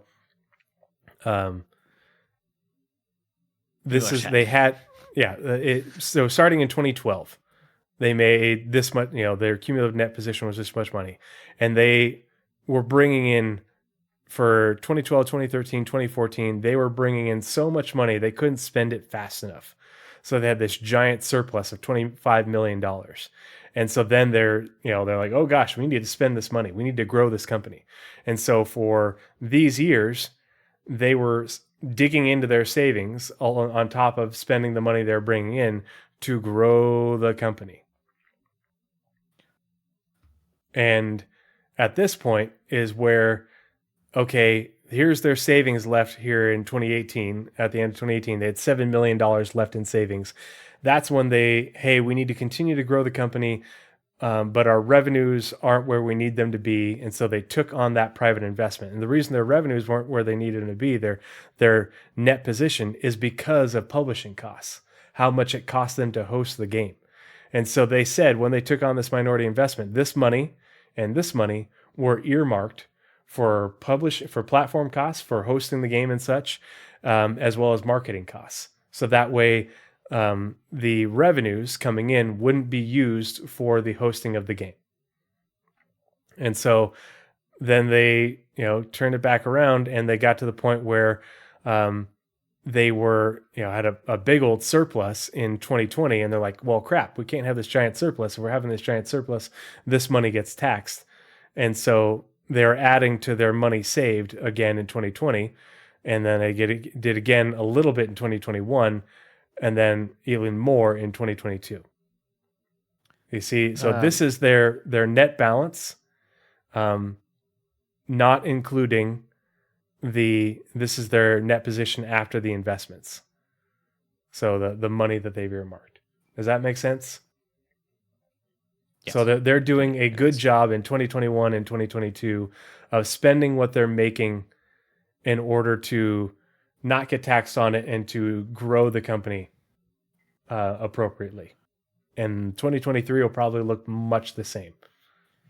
Are you talking about? So Expat says the issue I always is having is the XMI is great, but ship sales to get it irks me sometimes, and the quality of the product launch sometimes less than ideal. Are you talking about the ships that are launched to these ship sales things that irks you? Because I don't like marketing. Ship sales They said flat out last year, marketing does not have its hand anywhere near ship development. There is no part of the marketing team that tells the ship teams what ships to make. and the quality of their products when launched is up to the ship team. So if you don't like the ships or the patches or whatever have you, as you are upset the development team, not at marketing. Marketing's job is to take whatever the ship team or the development teams are making and make it look like you want to play it and look like you want to buy it. It is not their job to tell the company what to make and what ships to make. I think the issue is that a lot of people don't like using ship sales as their main source of revenue, and I agree with that. And you and I did a podcast on that. Yep. Because ship sales are not going to dominate their revenues forever. There's a reason that these minority investments came in 2018 and 2019. Think about what games were coming out in that time and making money hand over fist and how they're making it. CIG, Star Citizen, is specifically built to allow for massive amounts of customization of player-owned things. And how do you make money in video games these days? You have microtransactions. And you have microtransactions on things that are aesthetics. So, and compare the base buildings, the MSR, etc. ships in the past versus the new ones. Yeah, the new ones are way better. Yeah. I don't understand by that statement how the quality is lacking sometimes. They've gotten compare the Connie to the Cutter. Yeah. Way better. I think the I don't know, art maybe is better, it's higher quality, it's better laid out, it's better more gameplay. What's wrong with the Hull C? The Hull C is great. Love the Hull C. I think the functionality. It has a that was put in just because the ship was done and they figured, hey, maybe we can spend a month and make the Hull C functional in game. Yeah. I think I'm picking up what Expat Brad is throwing down, and that like I don't like ship sales. I think it's not a great way it works to fund the game right now, but I think that the things will be a lot better balanced when the game is funded by people who just of their own volition want to buy decorative items for their hab or their ship or their hangar or their player owned outpost or clothing items and such, just like you do in any other games, because you want to express yourself. I think it's a much better way to fund the game and make lots of money versus people buying ships, because buying ships is at least partly buying progression, and that's not great. No, I can agree with that. I can completely agree with that. Yeah. I just think they're being slow about it because they're being slow about it. It's their entire company up to a couple of years ago was built on selling ships because that's all they had. That's all the tech they were able to produce was ships. Mm-hmm. Now that they have the game mostly done, they can dip back into these dev costs and to get all this stuff. And I don't think we're going to really see a change until housing comes in. Let's see, where is... Here it is. I found the scanner anomaly that Naz and I did. Was that a scanner anomaly?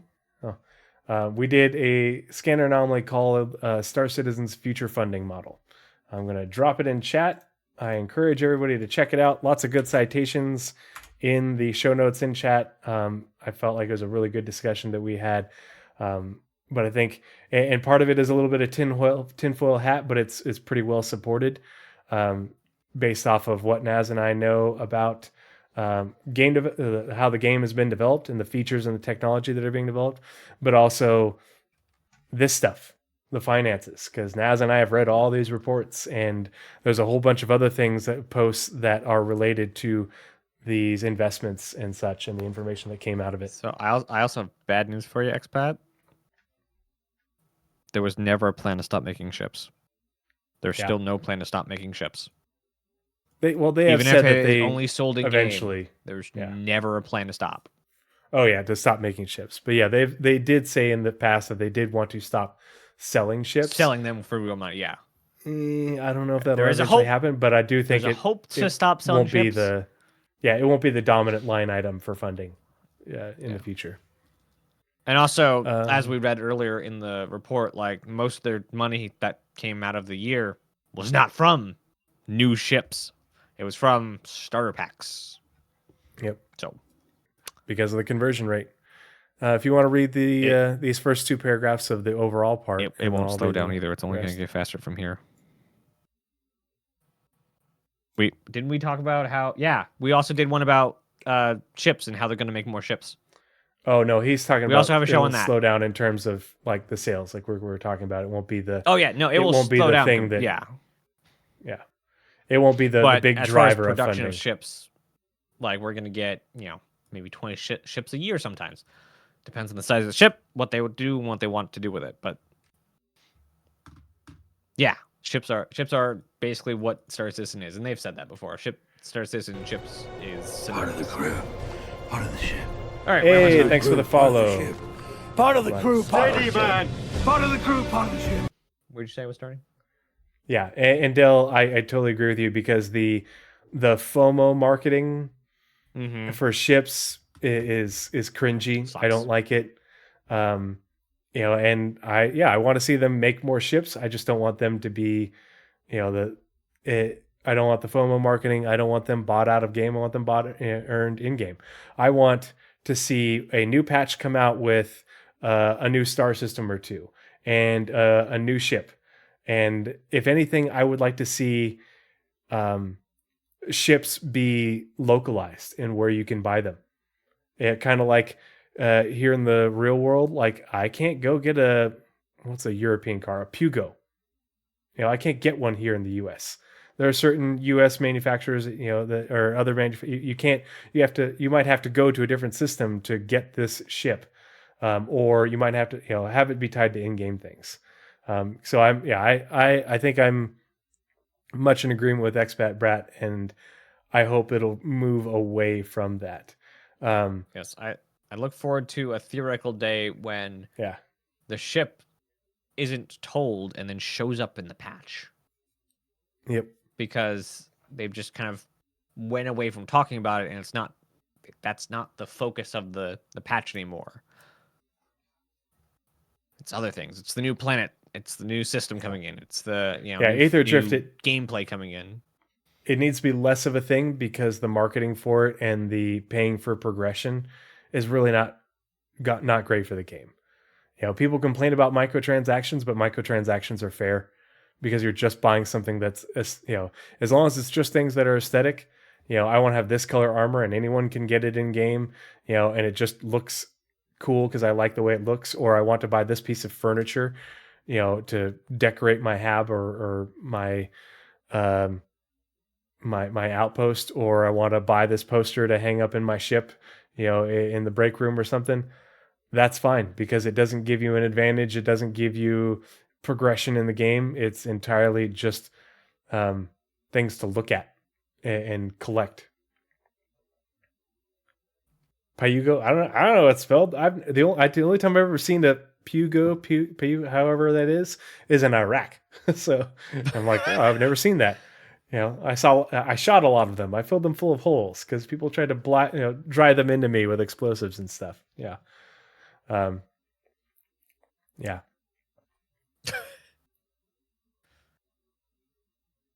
Yeah, and paints is this just is a one debate that will aspect go of it. on, and this is a debate or a conversation, not even debate. This is a conversation that will go on until the game dies. It really will.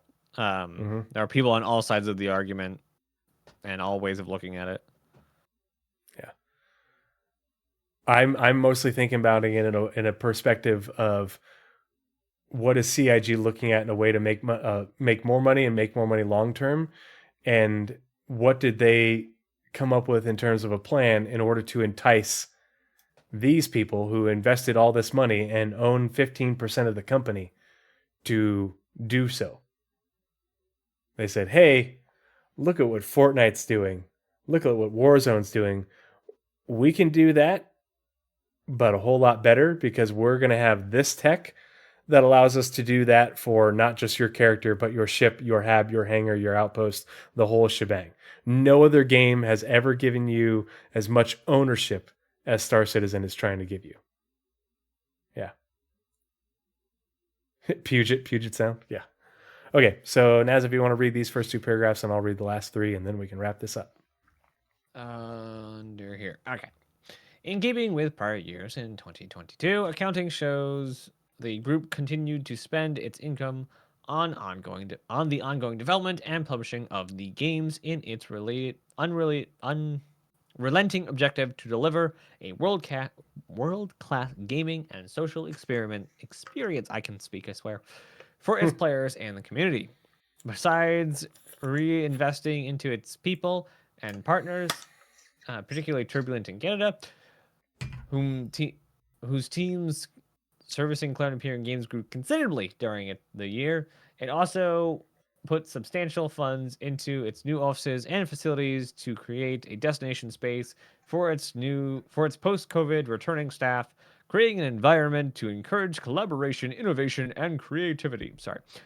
To make all the hard work undertaken and still to come more pleasant for the growing number of people working on these games. Consequently, the funds on the balance sheet moved little in 2022, despite a very successful year, and they remain earmarked for the future activities planned and required to push the game forward to the commercial launch and the ongoing evolution of the underlying technology and intellectual property being developed. Now, that's a statement that a lot of people like, because intellectual property normally means other things other than just releasing a game. Are there going to be Squadron 42 merch? That's weird to think of, but probably.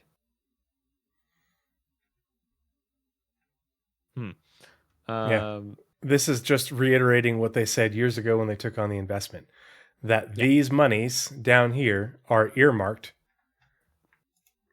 for the commercial launch. So they're earmarked for the marketing of Squadron 42 and ongoing evolution of underlying technology, the platforming costs, because we all, as Nazeris said, when static server meshing comes out, their platform costs are going to skyrocket.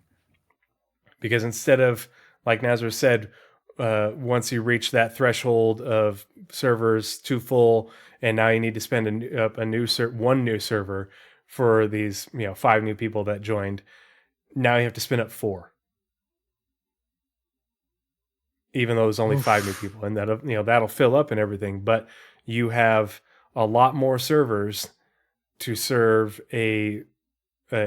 obviously, like, the player count will probably go up, but it won't go up enough to make that break even.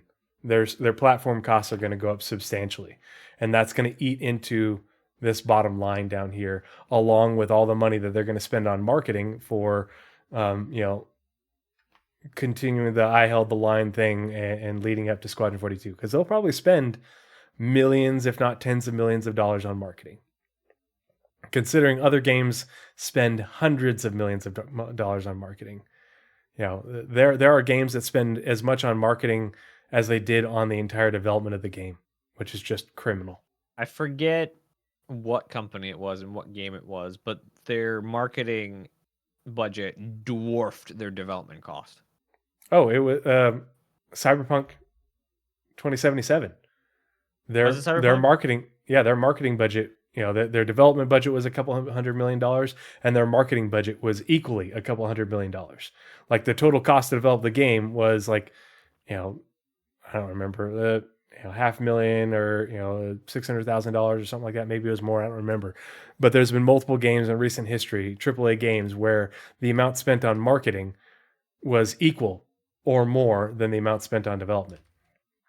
And everybody complains about how much Star Citizen is raised, but they're like, all the money's gone into development. They spend very little on marketing. It's a tiny line item compared to everything that's spent on development. And it's because people don't even look at this shit. It's like, no, if Cyberpunk had spent more of that marketing budget on the game, it wouldn't have released in the state that it did. And CIG is trying to avoid it by spending money on developing the game. Yeah. Adelianar, and yet marketing runs the game. Kappa, cannot stress the Kappa. Yeah. Idiots. When I hear people say that, I'm not even going to be nice about it. You're a fucking moron. because you just don't read and you haven't a clue. All right, please continue, Nazers. Rant over. Maybe. Am I going to the next one? Just one more paragraph. Oh no, sorry, that's my bad. Okay. Yeah. No, that's fine. At the time of writing, I am pleased to report that in 2023, we have made great strides in that respect, and despite the significant cost of dedicating more resources to Squadron 42 at the expense of ongoing regular releases on Star Citizen, particularly in the first 3 quarters of 2023, we have progressed Squadron 42 to a level of feature complete. Part of the crew. Part of the ship. Part of the crew. Part of the ship. Part of the ship. Part of the crew. Part of the ship. Part of the crew. Part of the ship. The Aussie Viking, thank you so much for the follow. Thanks for joining us this evening. Hope you're doing well. That is an interesting combination. Yeah. It's like the extremities of both hemispheres. Because Vikings are Norwegian and Australia's like the last country before opposite. Antarctica. We have progressed Squadron 42 to a level of feature complete, which is a very significant step on our roadmap to final release for this hugely ambitious AAA game. At our first physical CitizenCon in several years at the Los Angeles Convention Center, we unveiled the progress we made behind closed doors, and we were happy to show how this will translate into the Star Citizen universe and the ongoing releases that are planned over the coming months and years. This is part of why, so this paragraph right here is part of why Naz and I decided to do the Spectrum Pulse that we just did before this, looking at 323 and 4.0 and 2024 because of this. It's all tied together. And I'm expecting any day now for them to announce the briefing room. Yep. Or whatever is going to be the stand-in for the briefing room, because every time they bring up making Squadron video content, they change what their plan is. So whatever is going to stand in for the briefing room. But Chris rather liked the briefing room, from what I could tell. So I would even like be expecting it in the next what's happening this month. What is it called? This month in Star Citizen. Like, I'm shocked it wasn't in this month's. So they did say 12 months leading up to the release, right? Yeah. I'll have to go back and watch it. Because they did say when they were planning on putting it back up in relation to its launch. But they also expat, really don't want to say. I get what you're saying. And here's the thing. CIG discloses so much information to us. It's such absurd amounts of information to us across things like this, the monthly reports, all the different posts, the devs on Spectrum, the devs being regularly available and answering questions. Yeah, I believe them. I really do, because I think that saying that there's a chance that they're lying, yeah, they probably smooth certain things over a little bit here and there, sure. But they also readily admit their faults on a regular basis. But even in a normal company, it's not marketing's job. It's literally not their job to develop things. It is their job to say, oh, you've given me a game that's half broken and nobody wants to play because, they spawn and they fall into the ground. Talk about Cyberpunk. Their job is not to say, no, this isn't marketable. Their job is to market that product. And that's what marketing does. It says, you've given me a heap pile of crap. I have to make it look good. Yeah. That's what marketing does. A lot marketing of people does their don't job. understand that that's where marketing comes in. Marketing did not say, well, cut costs here, Cyberpunk. Don't develop that section. That was the executives, not marketing. Yeah. Marketing has no influence on development. They don't tell them how to develop the game. They don't tell them what to develop. All they do is market the product that's available. And yeah, I will give them shit.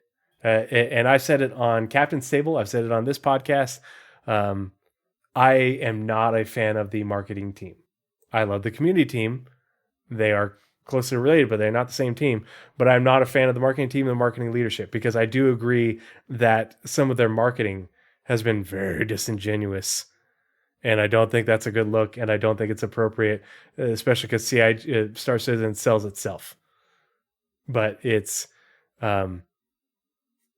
if CIG spends all their money on development, very little money on marketing. They're going to spend more money on marketing, but even if they spend an appreciable percentage of this on marketing, their marketing budget won't even be a tiny fraction of what other games have done in recent years. And that's after they've spent, well over $500 million on development. That's a good thing. CIG has earned my trust. That's all I'm saying. And other game developers have betrayed my trust at every fucking turn. And it's because the companies are led by venture capitalists and corporatists and not game developers. And so they care about making money and not developing video games, and CIG cares more about making video games than they do about making money.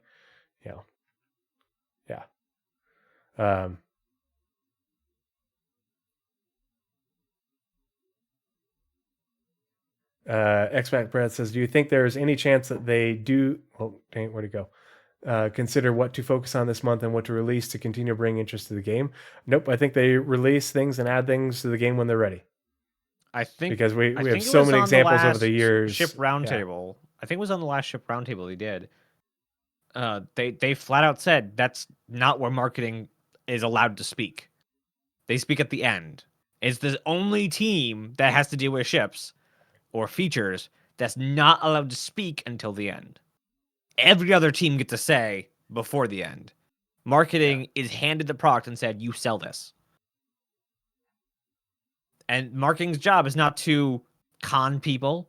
It's not, even though a lot of people call their stuff cons because they try and show the game as it could be, not as it is. Opinions be there. But it's their job not to con them, not to bait and switch. It is their job to market the product they're given. It is the universal job of marketing to market the product given.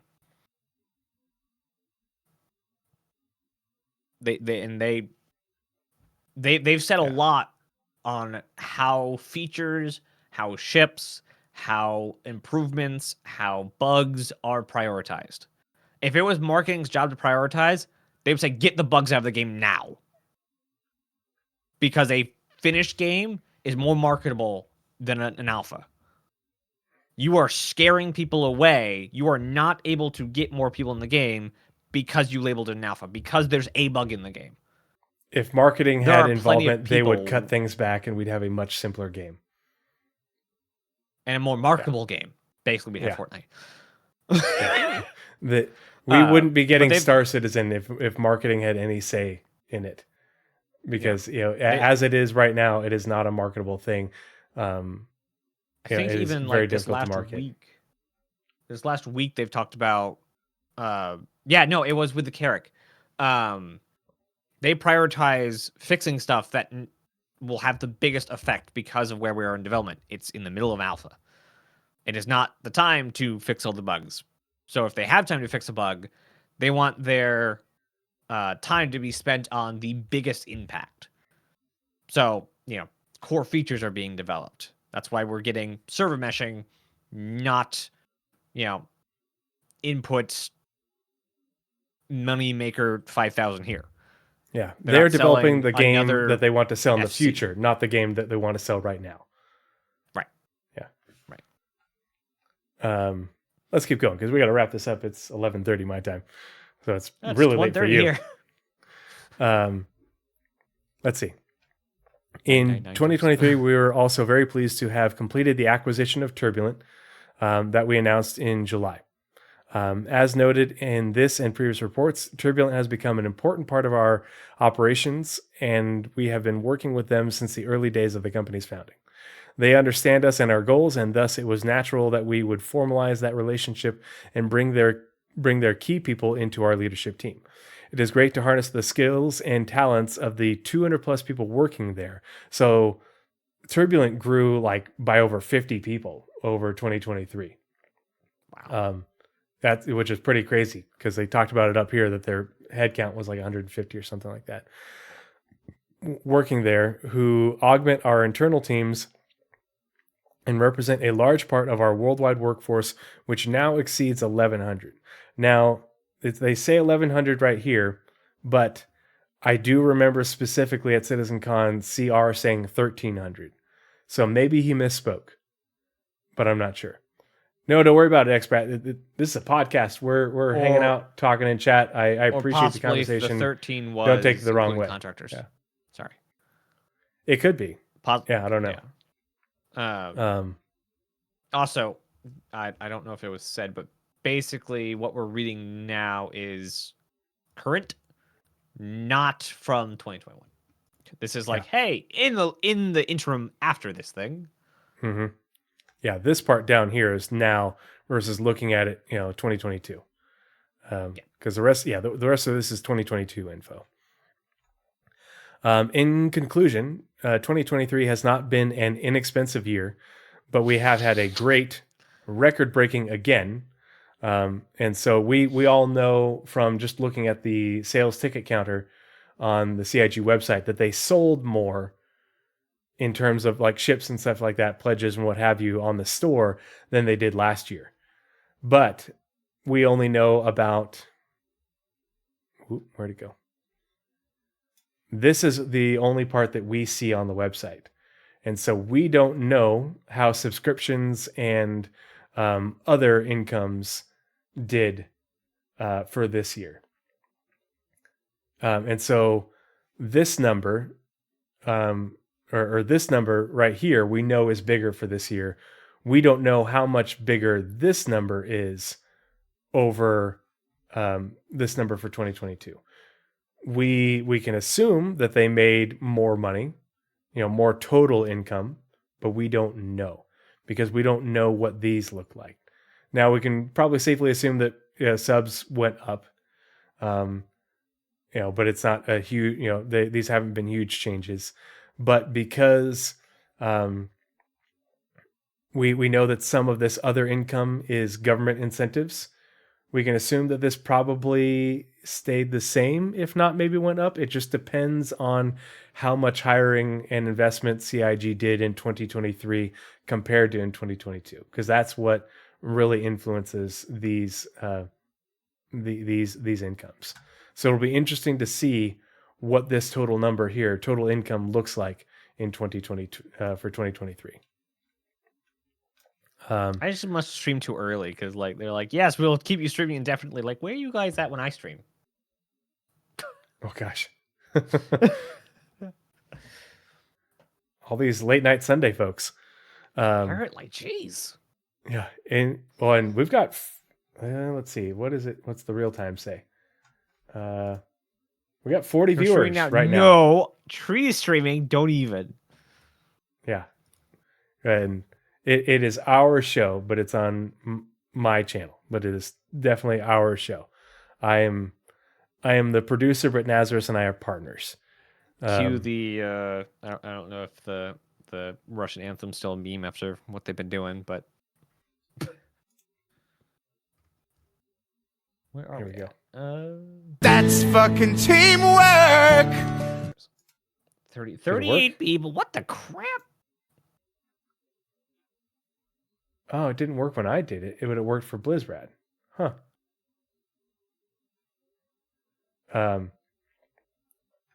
Let's see.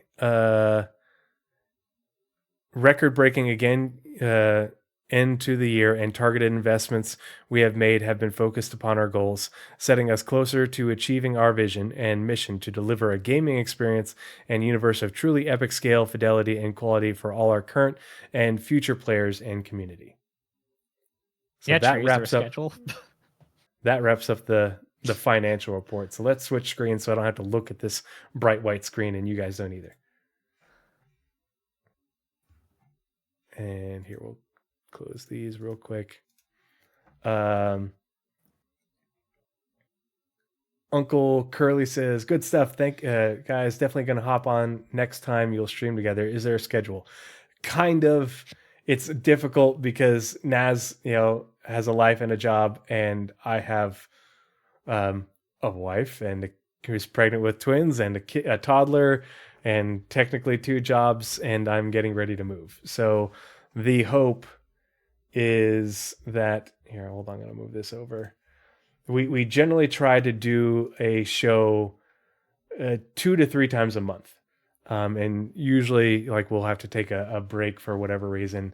But we try to at least cover the monthly reports, the roadmap roundups, and we try to get in segments like this when we can. But Do you know when your move is? Yeah, I am moving on the moving truck comes on the 16th. We're moving that day and into that weekend. But like, we did a show today, which is Sunday, and last Sunday. Yeah. But next Sunday I'm working a 24-hour shift. So hopefully by the end of the month, so next month we should be able probably hit a good cadence. Oh yeah. Yeah, the next couple of weeks are going to be pretty busy for me. We might be able to get another show in on the 12th or something. I don't know. We'll see. It's really going to, but I'll be all moved in on the 18th, and we'll just be getting settled in and unpacking for the rest of this month. So hopefully we'll be able to get another show in maybe on the 12th, and then we'll just see what the rest of the month looks like. But generally we shoot for Saturdays, Sundays, Mondays. It's not a hard schedule, Uncle Curly. Sorry, I wish it was. Just the nature of the beast. Then Expert says, I have an off-topic question. What are both of your favorite things to do in the verse right now, gameplay-wise? Oh. Ao's trying to throw me under the bus. Ao works in my org, that is Nova Forge Industries, and we do industry stuff, mostly salvage currently because it's paying out the nose. We also do cargo and mining and basically any other industry stuff that comes in the game. So if you're interested in a industry org, look it up on the RSI website. Yeah, and feel free to drop the link if you want. Go get it. I'm either doing one of 2 things. I either will do my 0 to hero on my alt account, and basically I RP a retrieval specialist. And so the things I like to do is I like to go wreck diving. Hey, go find this wreck and recover, find out what happened to these people, or pick up this box and retrieve it. I those are the things I like to do. And when I'm not doing 0 to hero, I like to hang out with Lore, the Astropubs org, and hit up the outposts looking for relics. But I'm really looking forward to, and I haven't had a chance to, but I really want to do the retrieve consignment missions because I like the retrieval ops. I like to, hey, go fetch this thing and bring it back. Yeah, they're hard missions. I've watched people doing them, and so I'm looking forward to doing it myself. And I'm a dropship pilot, so I like to fly my Valkyrie and and drop people onto the target and fly away and provide covering fire with turret gunners and such. And what was the other question? Oh, what does the man make you do for money, Tree and Naz? Why don't you go first? So for the answer to the first question, I cargo haul. My main thing is hauling in game. I have a hull C. At the start of the stream or at the start of the podcast, I was in my hull C trying to finish up a run. What did I make today? I did a run from Seraphim to Bajini and back. I think Brad was about referring to real life. About 500,000 profit today. And then also on the side out, I do some independent racing. And then what do I do in real life? I fulfill online orders for a department store that I'm pretty sure is not going to exist in 5 years. I live for the day. On the side, I stream. And I'm trying to make streaming actually profitable. And profitable. My big scheme goal plan is by October, by CitizenCon, to be making $500 a month on all of my content creation. So through Patreon, through Ko-Fi, through memberships on YouTube that will eventually unlock through Twitch subscriptions. Basically, any recurring money, have it equal 500 before CitizenCon. If that happens, it's probable that by summer of next year, that will be my full-time job. That is the plan. That's the hope. If we don't make it, then basically the podcast will be probably my main event that I go to. Because if it's not making money, I need to make time for things that aren't streaming. That's the hope. That's the plan. I'm working it. I would be streaming today if not for podcast. But I stream almost every day. I try and stream almost every day except for Monday and Thursdays at 8 p.m. EST. In real life, I'm a critical care flight paramedic, civilian and Army National Guard here in Idaho.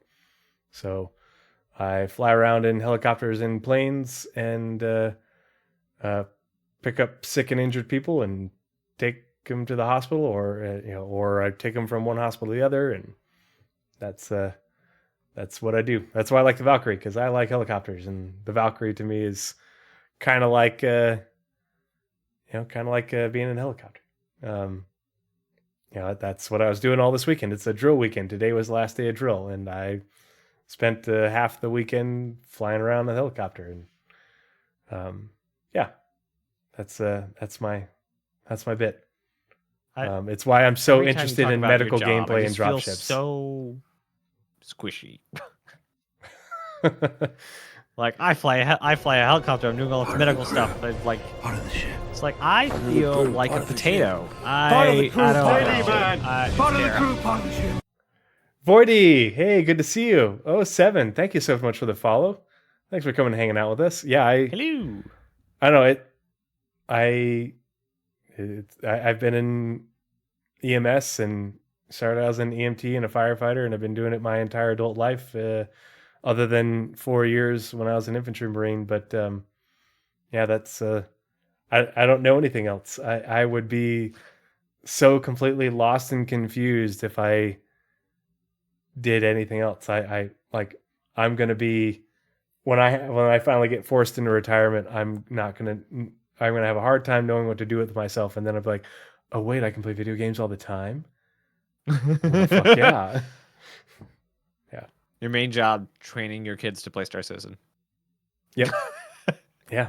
I have 3 turret gunners, and I hope I can convince all 3 of them to play Star Citizen. I hope that my wife Or will your let whole us wing. set up a whole ships. game room in the house, and You'll be I'll really be harvesting digging those digital- Linus build videos. yeah. I've had an interesting career. Clips. I've been a paramedic and a flight paramedic in 5 different states over 17 years.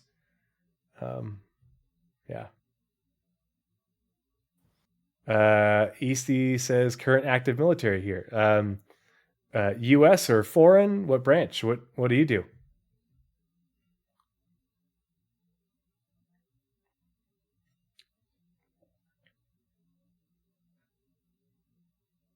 Yeah, my let's see. Oh geez. It is 1:45 Oh, let's see. OS Navy mine warfare. Oh, okay, so like you work on like one of those ships that like dispenses and collects and stuff, like the seagoing mines. Oh, Nautilus. Okay, So you yeah, cool. literally work on a Nautilus. You work on a Nautilus, right on. I'm very excited for the Nautilus. Yeah. I love the Nautilus. I can't wait. The main thing I really like about the Nautilus is that like in lore it like took a little bit longer to come out because the government had just passed a bill like if you're gonna drop mines you gotta retrieve them, and like crap, we gotta like fix it. Can't just leave these explosives lying around all over the place unattended. I wonder if the Xi'an are so kind. Yeah. But yeah, that's all we have for this evening. Naz really has to get to bed. I'm off tomorrow, so that's why we're doing the podcast today. So he's got to do a lot of stuff before he gets to bed, and I'm off tomorrow. and I have a very relaxing day to try and think about making videos tomorrow because streaming is not working on its own. So videos are going to have to be made, and I need to figure out how to make them because I'm bad at it. I'm bad, and it costs so much energy for me to make videos. I could stream like 24/7. It's hard. Yeah. I'm just Video bad at editing it. is a struggle. Especially when you're working with like really bad camera work. Not for lack of trying, but just because it's hard to get shots of what I need. Not even Star Citizen stuff at this point. It's what I have is trying to build a Space Engineers video, a build video. Like, not only is the actual thing I'm trying to build lagging the crap out of the game, because the game is like a Space Engineers is like a physically based game, and I'm building this 2-kilometer long ship out of the least performant blocks in the game. Oof.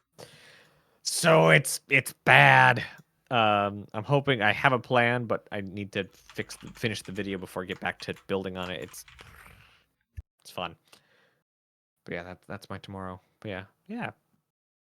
Glad I was here. Glad everyone else was here. It's been really fun.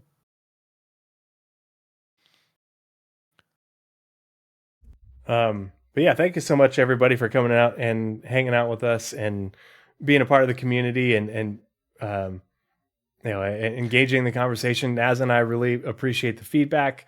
We like talking with you guys and hanging out. This is, like I always say, this is my therapy. Is being able to come out here and hang out with Naz and talk with all you guys. I enjoy these conversations. It's how I decompress. And it's just a lot of fun. And I appreciate you guys suffering through the ads and sending the follows because all that helps support stackup.org. So I really appreciate it. I'm not going to turn this into a video tonight, but all these podcasts get uploaded to my YouTube, both in their entirety, but then I'll also upload the individual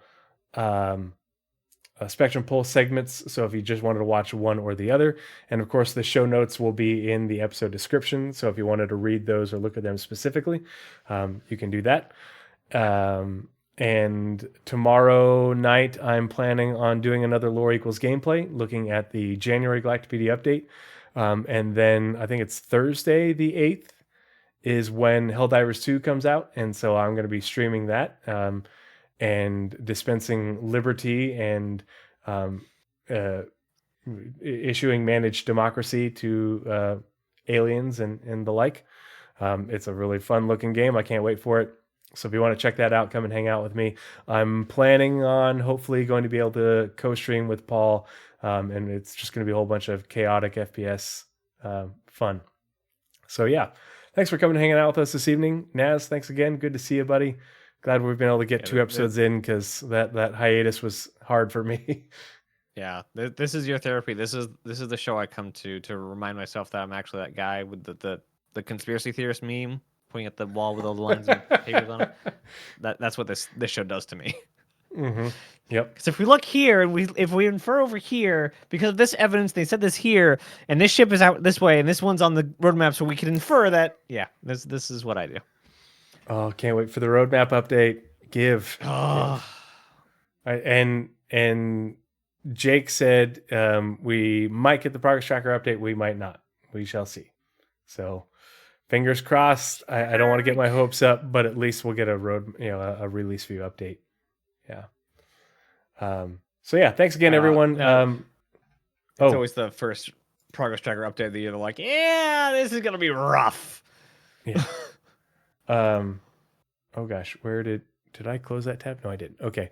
There's still like 36 of you guys hanging out in chat. We always like to pay it forward and send the love on to someone else. Any suggestions on who we can raid?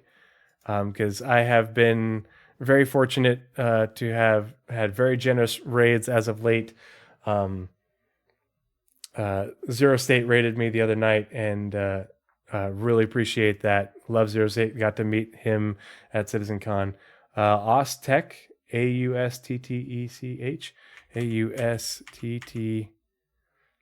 Austech. All right, we're gonna send Austech some love.